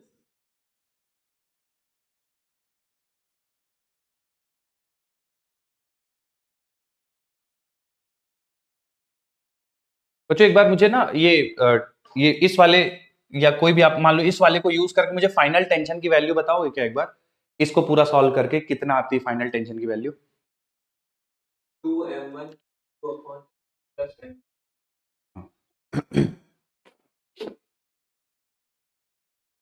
हाँ बच्चों अगर आप इसको सॉल्व करेंगे पूरा, m2 यहाँ पे a की वैल्यू सब्स्टिट्यूट करके पूरा सिंप्लीफाई करेंगे, तो देखिए बच्चों मेरे हिसाब से आना चाहिए 2m1 m2 into G divided by m1 plus m2। यही आ रहा है बच्चों? 2m1 m2 g divide by m1 plus m2।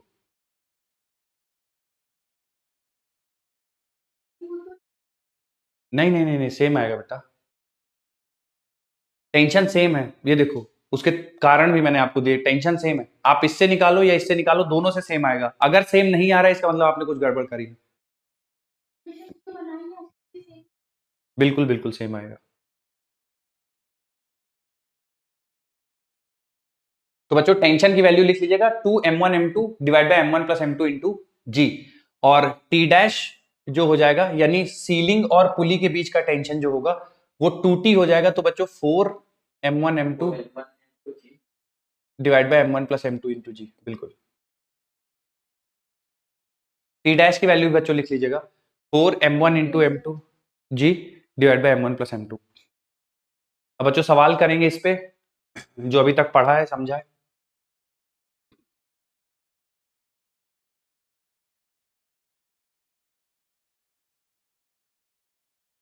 लिख लेना तो बता देना, फिर सवाल हो जाए एक। पक्का ना? ठीक।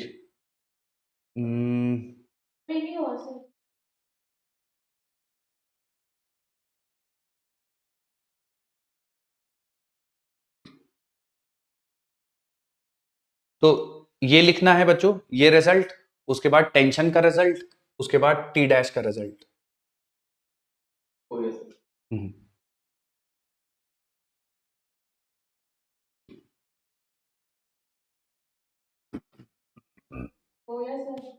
ठीक है बच्चों, सवाल देखिए, गड़बड़ नहीं करिएगा, बहुत आसान सा। हाँ बोलिए। सर एक बार ये बता दीजिए RT equal to m1 m2 g वाला जो रिजल्ट है ये जो ए है ना बेटा, ये ए का रिजल्ट है ना, इसको आप इसमें रख दीजिए, ठीक है, या फिर इसमें रख दीजिए, दोनों में से किसी एक में रख दीजिए, थोड़ा सा सिंप्लीफिकेशन होगा, आप पहुंच जाएंगे यहाँ पे। ठीक है, प्लस माइनस बहुत नॉमिनल सा कैलकुलेशन होगा। चलो बच्चों, अब जिनका लिख लिया बहुत बढ़िया, जो नहीं लिख पाए आप थोड़ी देर बाद लिख लीजिएगा। फटाफट से आइए सवाल पे, जो पढ़ा समझा उसका अप्लाई करना है।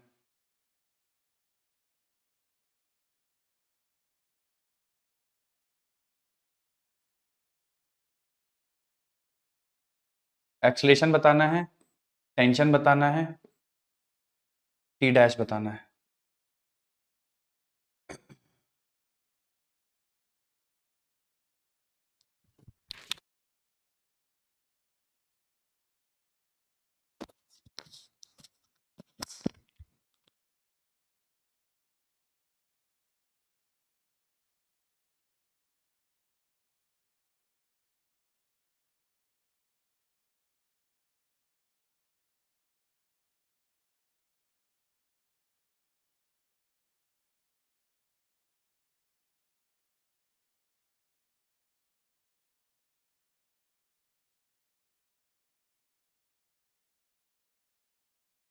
ओके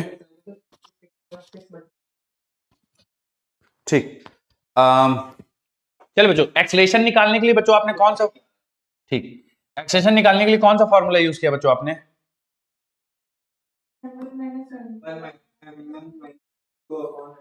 ठीक है, ठीक है बच्चों, मैं चाहता हूं कि ना आप net pulling force divide by total मास याद रखिए, इस तरह से याद रखिए। क्यों सर? क्योंकि बच्चों अभी तो ये पुली वाले हैं, अभी कुछ देर बाद तो अगले केसेस कराऊंगा ना, मतलब बहुत सारे केसेस है, 5-6 केसेस है, तो उसमें हर बार ये वाला चीज एप्लीकेबल होगा। ठीक है, तो आप नेट पुलिंग फोर्स वाला याद रखिए। खैर, तो बच्चों यहां पे देखिए नेट पुलिंग फोर्स होगा तो देखिए ये 5G है, ये 10G है। कौन सपोर्ट कर रहा है बच्चों मोशन को? कौन अपोज कर रहा है? 5G। तो क्या बच्चों pulling, net pulling force 10G minus 5G हो जाएगा और टोटल मास 15 हो जाएगा। तो 5G बटे 15, तो बच्चों ये G/3 आ जाएगा। कितने बच्चों का एक्सलेशन G/3 आ गया था? हाथ उठा दो एक बार। Very good. टेंशन, अब बच्चों टेंशन के लिए देखो दो चीजें, या तो आप इसके लिए फ्री बॉडी डायग्राम ड्रॉ कर दो, या तो इसका ड्रॉ कर दो, या तो आप डायरेक्ट फार्मूला लगा दो। डायरेक्ट फार्मूला लगाओगे बच्चों, टेंशन का फार्मूला हो जाएगा 2m1m2g divided by m1 plus. ठीक है, फिर से बच्चों मैं चाहता हूं कि आप ऐसे याद रखो कि जैसे ये वाला 10G है, ठीक है, तो ये 10G है ना, इस पे नीचे की तरफ 10G लग रहा है, ऊपर की तरफ टेंशन है और ये नीचे की तरफ एक्सेलरेट हो रहा है। तो बच्चों इसका टेंशन मैं कैसे लिख दूंगा, आप ये लगा के भी निकाल लो। इसका टेंशन मुझे लिखना होगा तो मैं ऐसा लिख दूंगा m इंटू जी इफेक्टिव। अगर बच्चों नीचे की तरफ जा रहा है तो G-A हो जाएगा, तो G-G/3। ठीक है, तो ये बन जाएगा 10 इंटू 2G/3। बोलिए बच्चों सही है? तो इसका बन जाएगा 20G/3, 200/3। बोलिए, अगर आप इसके लिए भी टेंशन कैलकुलेट करेंगे तो भी बच्चों 200/3 ही आया होगा। अगर आप फॉर्मूले से भी कैलकुलेट करेंगे बच्चों तो भी 200/3 आएगा। 2 10 5G डिवाइडेड बाई 15, 5 3 बच्चों देखो 20G/3 सही है। लेकिन मैं चाहता हूं बच्चों कि आप एक्सेलरेशन के लिए ये वाला फॉर्मूला याद रखिए, क्योंकि ये फॉर्मूला हर केस के लिए एप्लीकेबल है, कोई भी केस होगा ये वाला फॉर्मूला एप्लीकेबल होगा, ये वाला। और टेंशन के लिए बच्चों मैं चाहता हूं कि आप ये वाला फॉर्मूला याद रखिए कि नीचे जा रहा हो तो T mg- है, ऊपर जा रहा हो तो Tmg+ है। ठीक है, टी डैश की वैल्यू बच्चों 2T हो जाएगी, तो एक्चुअल में ये 400/3G हो जाएगा। सही है? हाँ, चलिए मैं G हटा देता हूं, तो 40G/3 बोल दीजिए या 400/3 बोल दीजिए। ठीक है, अब सही है ना? बोल दो बच्चों। ठीक, अगला सवाल देखिए इसी पे बेस। कितने बच्चों के तीनों पार्ट सही थे? एक बार हाथ उठाओ, तीनों पार्ट। Very good. अगला देखिए,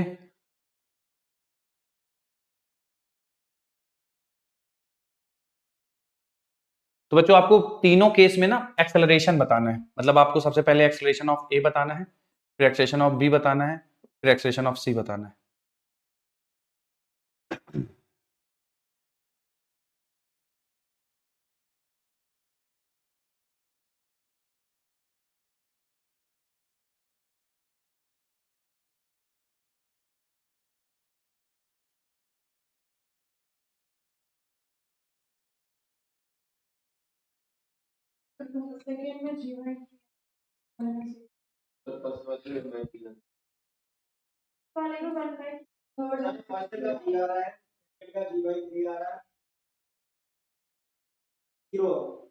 बच्चों एक चीज बता दूं मैं आपको, थोड़ा सुन लीजिए। एम तो है ही, साथ में एम को नीचे खींचा जा रहा है mg से, तो ये अलग चीज है, और इस पे और mg फोर्स लगा दिया गया है, तो थोड़ा सा इस चीज को लेके आप सतर्क रहिएगा। खैर, चलो पहले वाले के एक्सेलरेशन निकालते हैं। बेटा ध्यान सुनिए, फॉर्मूला लगाएंगे, आपने नेट पुलिंग फोर्स दिमाग में रखना है बच्चों please. Net pulling force divide by total mass. Net pulling force बताओ कितना हो गया? ये सपोर्ट कर रहा है या अपोज करेगा? 2mg। अपोज कौन करेगा बेटा? नेट पुलिंग फोर्स कितना हो जाएगा बेटा? 2mg minus mg। Total mass कितना रखेंगे बेटा? m। बच्चों इधर तो ब्लॉक ही नहीं है ना, तो m रखेंगे तो 2mg माइनस mg बच्चों mg बचेगा और डिवाइडेड बाई m, तो आंसर कितना आ गया? जी। क्लियर है? Yes sir. चलो लगे हाथ, इसमें टेंशन भी बता दो पहले वाले केस में बेटा, टेंशन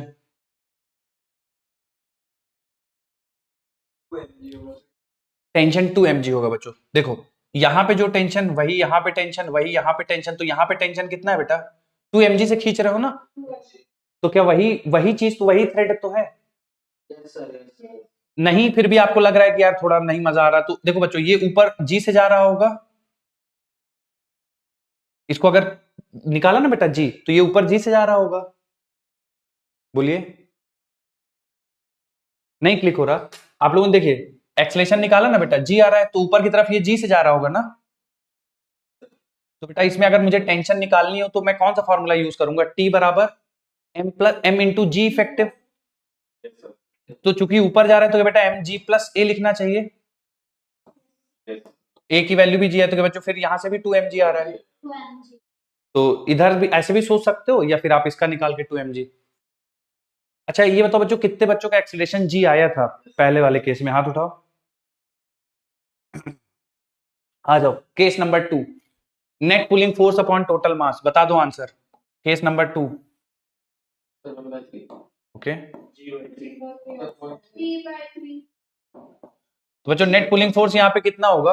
2mg माइनस mg, और टोटल मास कितना है बेटा? तो क्या बेटा ये g/3 आएगा। टेंशन अगर पूछ लिया जाए बच्चों तो m इंटू जी इफेक्टिव आप लगा लीजिए। तो जैसे मुझे इसका निकालना है बच्चों, तो ये देखिए ऊपर जा रहा होगा और इसका एक्सेलेरेशन g/3 है, तो इसमें जो टेंशन होगा वो हो जाएगा m into G plus g/3, तो बच्चों ये हो जाएगा 4g/3, तो 4mg/3। बच्चों आया है क्या तुम लोग कभी यही? अच्छा यहाँ पे ये वाला टेंशन निकालना हो t डैश, तो कितना आ जाएगा? 2t बोल दो। 8mg/3 2t हो जाएगा, तो बच्चों 8mg/3 हो जाएगा ना। कितने बच्चों ने एक्सेलरेशन ऑफ बी सही निकाल दिया था? एक्सेलरेशन ऑफ बी हाथ उठा दो, वेरी गुड। बच्चों दूसरे वाले केस का टेंशन समझ में आया सबको? Tension yes sir. और टी डैश। Yes, sir. चलो आ जाओ तीसरे केस में। तीसरा केस थोड़ा इंटरेस्टिंग है, कितने बच्चे सही से बताएंगे देखते हैं। फिर से हाँ, तो जीवन हिस्ट्री वाले केस में टेंशन इस वाले केस में यस सर। देखिए, या तो आप इस वाले के लिए लिख लीजिए कि टेंशन मान लीजिए टी और ये g/3 से ऊपर जा रहा है, तो जब कोई चीज ऊपर जाती है तो उसमें टेंशन कितना आ जाता है बेटा? m इंटू जी इफेक्टिव। जी इफेक्टिव चूंकि ऊपर जा रहा है तो g प्लस g/3 कर देंगे। मान लीजिए आपको इस वाले ब्लॉक को देखते हुए टेंशन निकालना है, तो बेटा ये g/3 से नीचे जा रहा होगा, तो जब कोई चीज नीचे जाती है तो उसका उसमें कैसे लिखते हैं? जी इफेक्टिव g माइनस g/3, है ना बेटा। तो इसमें देखिए 2mg/3 यहां से आ जाएगा, और अच्छा मैंने कुछ गड़बड़ कर दिया, 3g, अच्छा यहाँ पे मास 2m है ना, जैसे ये मास लिखेंगे तो 2m है, और इफेक्टिव एक्सीलरेशन क्या होगा? g माइनस g/3, क्योंकि नीचे जा रहा है, तो ये 2g/3 और 2 से मल्टीप्लाई हो जाएगा तो 4mg/3 बन जाएगा, है ना। तो आप चाहो तो इसका लिख लो या इसके लिख लो, ठीक है। आप चाहते हो फॉर्मूला लगाना कि 2m1m2g divide by m1 plus m2, आप वैसे कर लो, ठीक है, जिसमें आप कंफर्टेबल हो। मेरी बात समझ में आ रही है? चलिए भैया तीसरे केस में आ जाइए, नेट पुलिंग फोर्स। G/2 ठीक बच्चों, नेट पुलिंग फोर्स हो जाएगा, देखिए एक तो ग्रेविटी वाला mg है ना, और mg और लग गया है, तो नेट पुलिंग फोर्स 2mg है और mg ये अपोज कर रहा है, तो बेटा 2mg माइनस mg कर देंगे। बोलो, तो 2mg सपोर्ट कर रहा है, mg अपोज कर रहा है, टोटल मास कितना हो जाएगा बच्चों? 2m, क्योंकि ये फोर्स लग रहा है बच्चों, इसके पास कोई अलग से मास नहीं है। मेरी बात समझ में आ रही है ना? तो 2mg minus mg divide by 2m, तो बच्चों 2mg माइनस mg mg हो जाएगा, और 2m तो ये वैल्यू आ जाएगी बच्चों g/2। क्लियर है बच्चों सबको? ठीक है, सर इसको वैसे कॉल किया था मैंने, तो मैं निकाला था ना हाँ। वैसे करके। ठीक है, वैसे भी कर सकते हो। सर हाँ ठीक है। एक्सेलरेशन का फॉर्मूला बताइए बेटा। एक्सेलरेशन का फॉर्मूला क्या होता है, बोलिए जल्दी से। F net upon M total, या net pulling force divide by total mass. तो देखो यहाँ पे इस साइड दोनों कितना टोटल इसको खींचा जा रहा है, mg और mg, 2mg से खींचा जा रहा है, बोलो। और ये वाला mg अपोज कर रहा है ना, तो 2mg से खींचा जा रहा है और ये अपोज कर रहा है, तो 2mg माइनस mg कितना बचा, mg बचा, divide by total mass. Total mass कितना हो जाएगा बेटा, m plus m, 2m, 2m रख दिया, g/2 आ गया। बच्चों इस टाइप के सवाल आएंगे तो हो जाएंगे अब 2 ब्लॉक वाले। ठीक है, चलो एक और इसका वेरिएशन देख लो।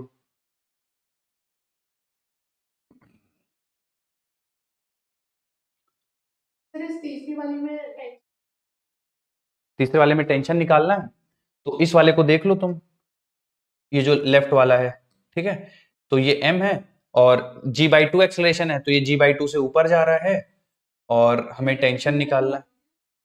हाँ, तो यहाँ पे बच्चों टेंशन कितना हो जाएगा अगर इस वाले ब्लॉक को देखेंगे तो,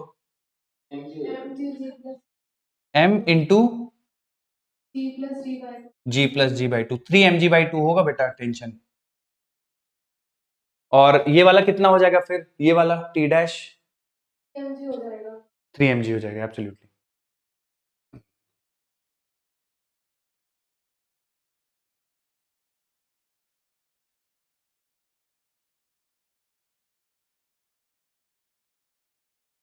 फॉर्मूले से तो mg आता है। क्या बेटा,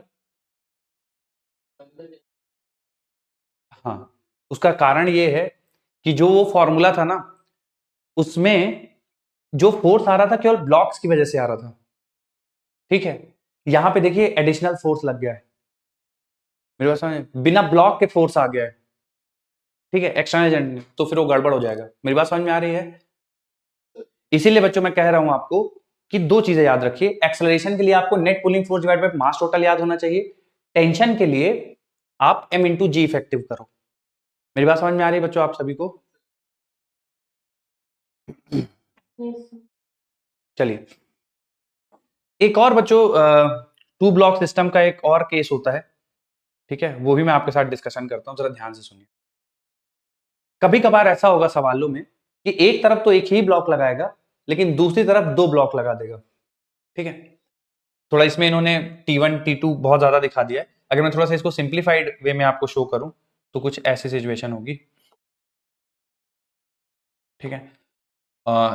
इधर मान लीजिए बच्चों आपका पुली है, ठीक है, ये कुछ इस तरह से, ये थ्रेड है, ये दूसरी थ्रेड है, ये एक और थ्रेड है, बीच में ये पुली है, ठीक है बच्चों। तो ये भी सिंपल,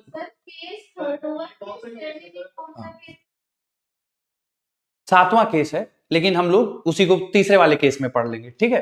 ऐसा मत सोचो कि बीच वाले नहीं पढ़ाऊंगा, क्योंकि ये 2 ब्लॉक सिस्टम से ही रिलेटेड है, तो 7वां नंबर है, आप तीसरा डाल दीजिए, ठीक है, हो गया।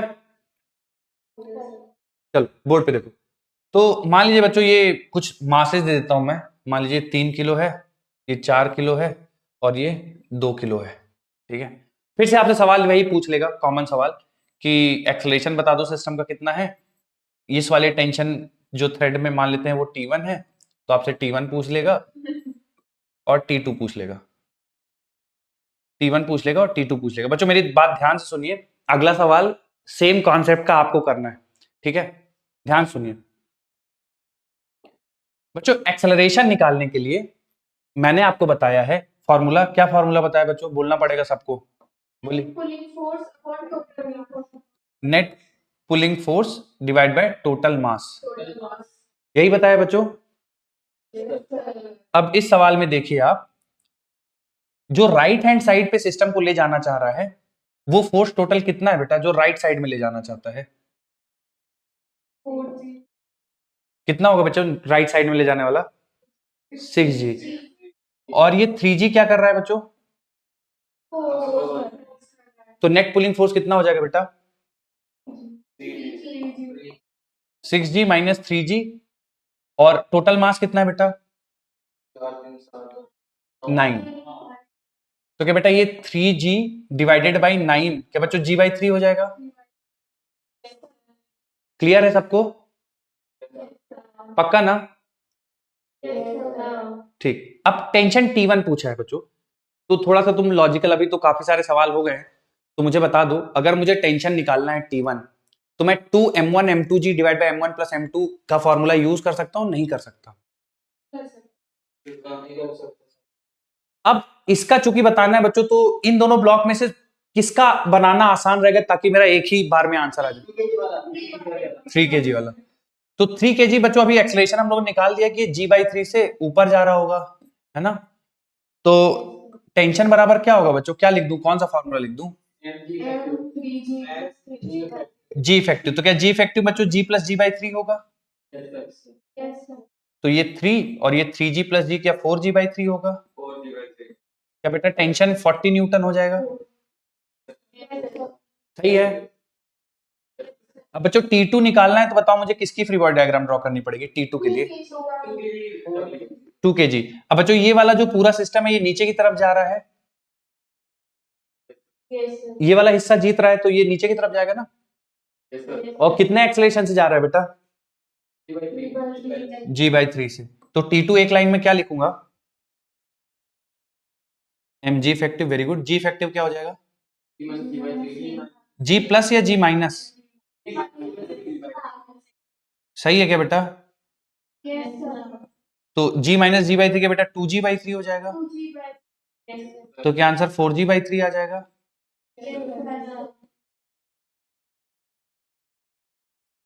बोलो क्लियर है?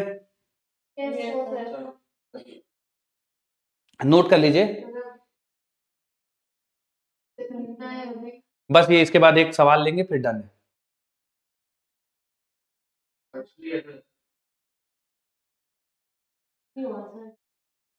बच्चों समझ में तो आया है ना तुम लोग को?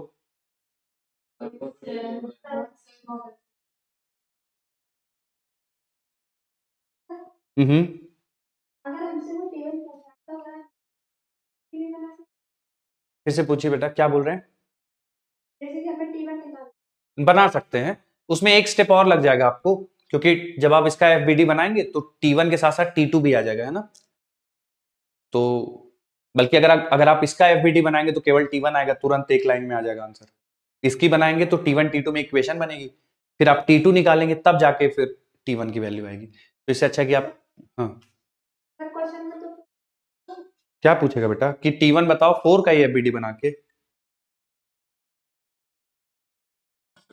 नहीं बेटा, ऐसे नहीं, आपके कॉन्सेप्ट चेक करना चाहता है, परेशान नहीं करना चाहता।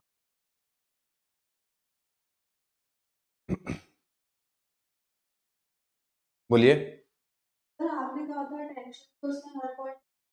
राइट बच्चों, एक क्वेश्चन आया है कि हर पॉइंट पे तो आपने कहा था टेंशन सेम रहता है, यहाँ पे आपने T1 T2 दो कैसे ले लिए बच्चों? बच्चों यहाँ पे स्ट्रिंग चेंज हो गई है, ये एक स्ट्रिंग है और फिर ये अलग दूसरी स्ट्रिंग है, तो जब स्ट्रिंग चेंज होगी तो टेंशन चेंज हो जाएगा।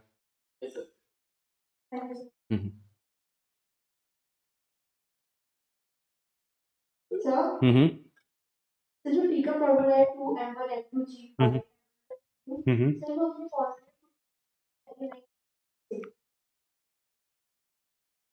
M2 कितना लिया आपने?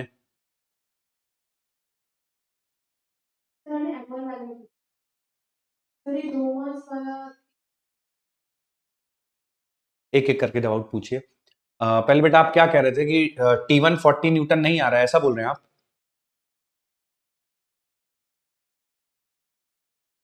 जो पूछ, हाँ ये क्वेश्चन नहीं, हाँ, तो पीछे फॉर्मूला है t is equal to m1 m2g divided by m2, हाँ, वो आपका कैसे, तो सर उसे नहीं आ रहा, मतलब फॉर्मूला नहीं डिराइव हो रहा है, ऐसा बोल रहे हैं आप?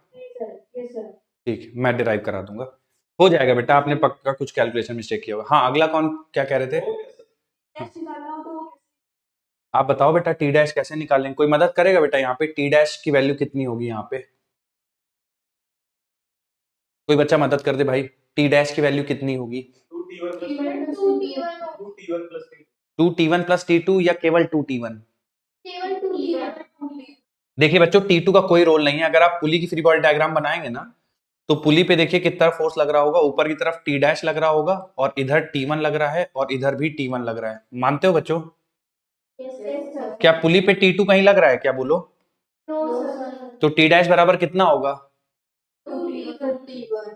2T1। तो बच्चों टी डैश की वैल्यू यहां से आ जाएगी 80 न्यूटन।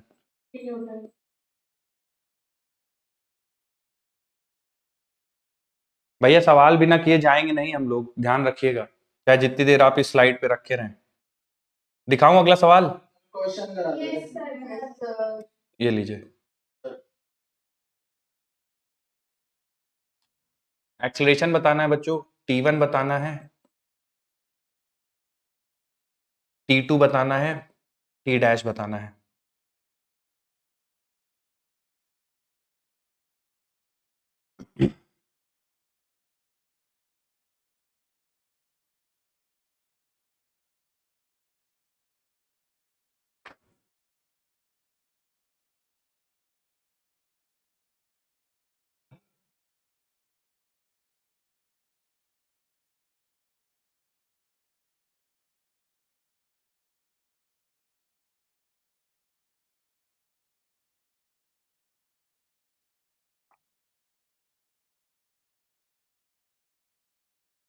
बच्चों एक्सेलरेशन आ गया?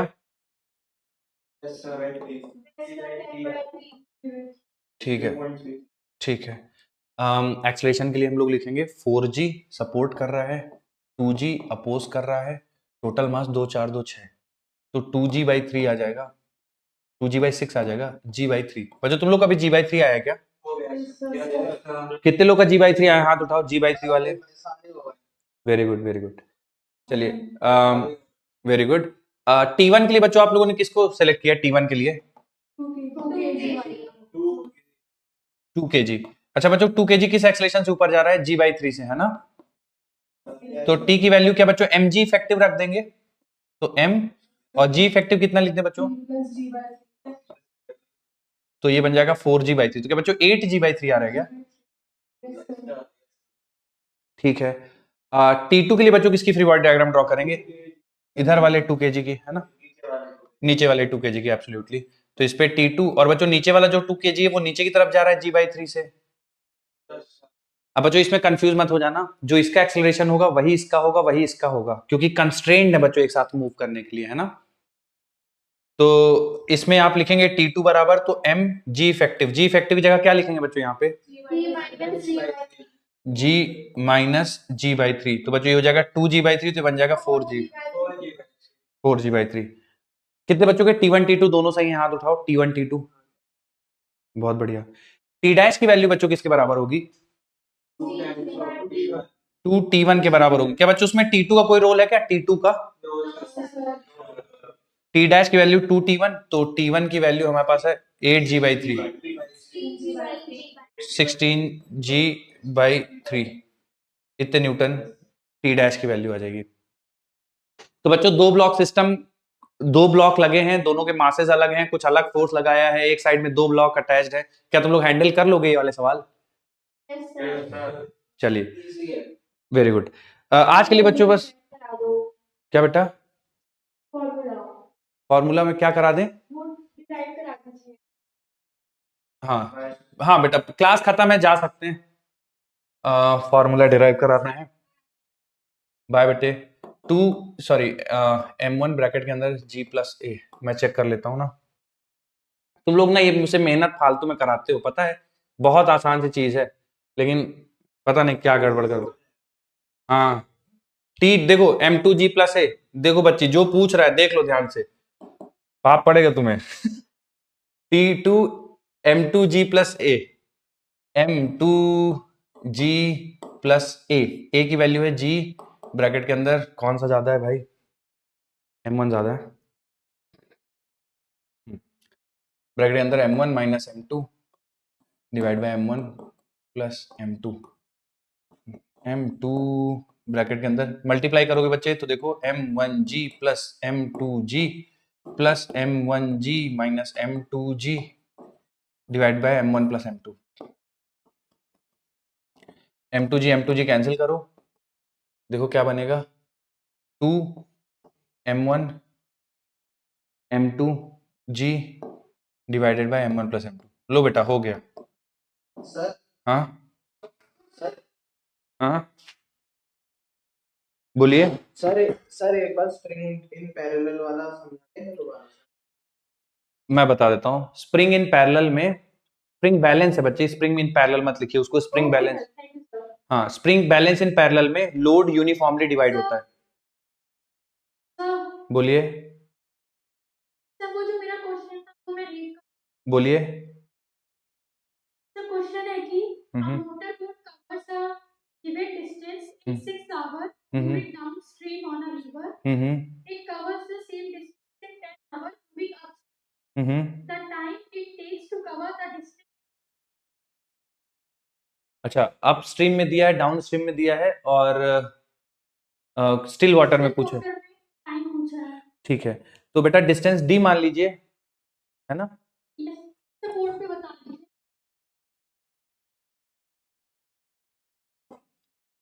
तो स्टिल वाटर मान लीजिए कि ये दूरी है कुछ ए बी मान लेते हैं, डी दूरी है, ठीक है, और स्टिल वाटर में उसको टी समय लगता है, ठीक है, और स्टिल वाटर में मोटर बोट हमसे पूछा गया है स्टिल वाटर में कितना समय लगेगा, है ना। Yes sir, समय पूछा। ठीक है, तो जो डी है तो इसको लिख दें बच्चों, मान लीजिए कि स्टिल वाटर में उसका स्पीड v है और टाइम t लग रहा है, तो vt बराबर लिख दीजिएगा v माइनस एक बार v प्लस यू हो जाएगा, ठीक है। तो अगर हम लोग टाइम बराबर लिखेंगे तो v by D by v, ठीक है। तो दोनों से डिस्टेंस बराबर कर देंगे तो vt बराबर हो जाएगा v plus u into T dash, ठीक है। और